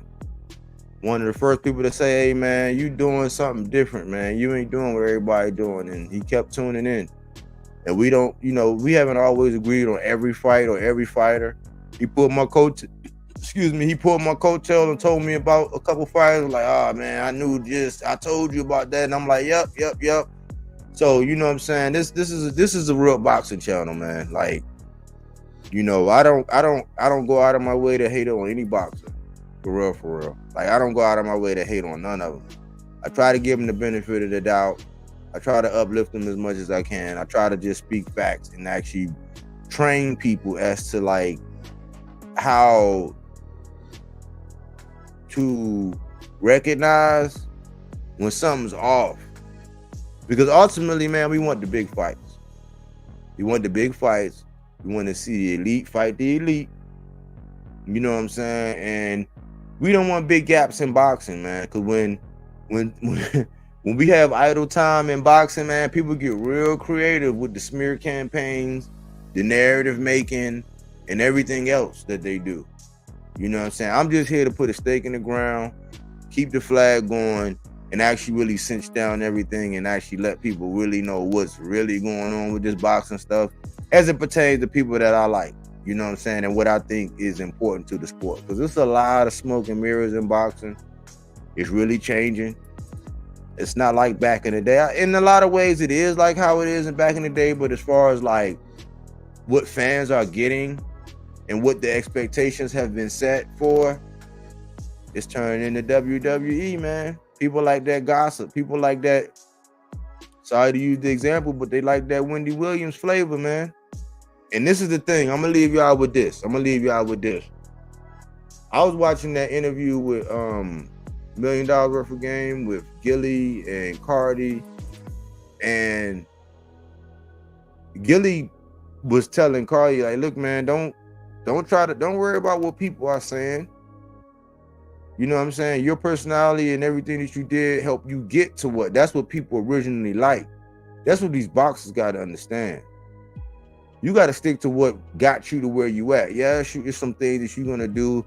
Yes, you're going to mature. Yes, you're going to culminate into something else. But you got to be yourself. You can't be what everybody else wants you to be. You know what I'm saying? He also dropped the jewels about, he said nowadays, people don't know how to be fans no more. Like, if you go on the average channel, man, if their voice loud enough, if they got a big enough push on the masses, they'll tell you that it's not okay for you to be a fan of a fighter. I ain't never heard, that's like some of the dumbest shit I ever heard in my life. Dumbest shit I ever heard in my life. You can be a fan of a fighter. It's just when you go overboard or when you don't use the same metrics. You don't put these boxers on the same scale as you do the other ones. That's it. It just need to be balanced out. So the same critical eye you have of this one, you need to have of that one. Unless you reveal that, oh, well, yeah, man, this is my little guy. I knew this guy since he was 13. I'm a ride or die, till the wheels fall off. That don't mean you got to go out and slander the other guy just because you knew this guy since he was a little kid. That's not real boxing talk. I hope we get back to actually talking boxing, like who got the better jab, like how did such and such fare well against pressure? Like what's going to happen when such and such stick to a game plan, he's still on the outside? How is this person going to cut off the ring? Has this person ever got dropped? Like the real X's and O's of boxing. We've gotten away from that. We've gotten away from where coaches can't even give their real opinion, their real honest assessment and opinion of boxers. Why? Because they fear what the fans are going to say. They fear the backlash of some of these fighters. It's like, why? You know what I'm saying? Trust your eyes and what you see in the ring. You know what I'm saying? And don't be dissuaded, man. Don't let somebody knock you off your pivot or your square. But the same thing that's happening in boxing, it's not just happening in boxing. It's happening in it's happening in battle rap. Anybody know anything about battle rap? It's happening in battle rap too, man. It's happening in battle rap too, man, where it's like it's weird energy. Go back, check the pulse. Check the pulse. That's why I say this is the pulse of boxing. I can't get around to doing everything because I'm limited on my time. But everything that I come out with, I try to be genuine with it. I try to be thought-provoking, and I try to add something to boxing, something that's going to preserve it, or give you a different perspective of what's going on in boxing. You know what I'm saying? That's my angle. You know what I'm saying? I'm not out here trying to be Drake. You know what I'm saying? Like I said, I'll be Lloyd Banks. I'll fall in that Lloyd Banks, Fabulous Jadakiss, you know what I'm saying, type vibe where I don't gotta be Drake. I don't gotta be the biggest artist, the biggest channel, the biggest whatever out there. I got my lane. I know my lane. You know what I'm saying? And I'm content with it. But I appreciate everybody who support. You know what I'm saying? Everybody who came through. I would appreciate it if you hit the like button. If you got anything out of it, you know what I'm saying? I'm always open for recommendations. bodyworkboxing247@gmail.com is my email. So if you got any ideas, something you want to see, something you want to talk about, even if you want to have a guest appearance on the show, holler at me. You know what I'm saying? I'm a reasonable person. Even if you disagree, you want to debate, holler at me. If you A-side, hey, I'll be the B side if you really an A side. Holla at me. You know what I'm saying? We can get it popping, but it's gonna be done the right way. Oh yeah. But I appreciate everybody who came out, man, and everybody who support me all the time, everybody who watched the videos. You know what I'm saying? We're a young, growing channel. You know what I'm saying? And remember, we don't take things for face value. We do that body work. He didn't want to box. He wanted to actually prove that he could punch with you. He was like, what the fuck is this nigga, right? Oh, okay, you want to go to sleep. You tired. Welcome to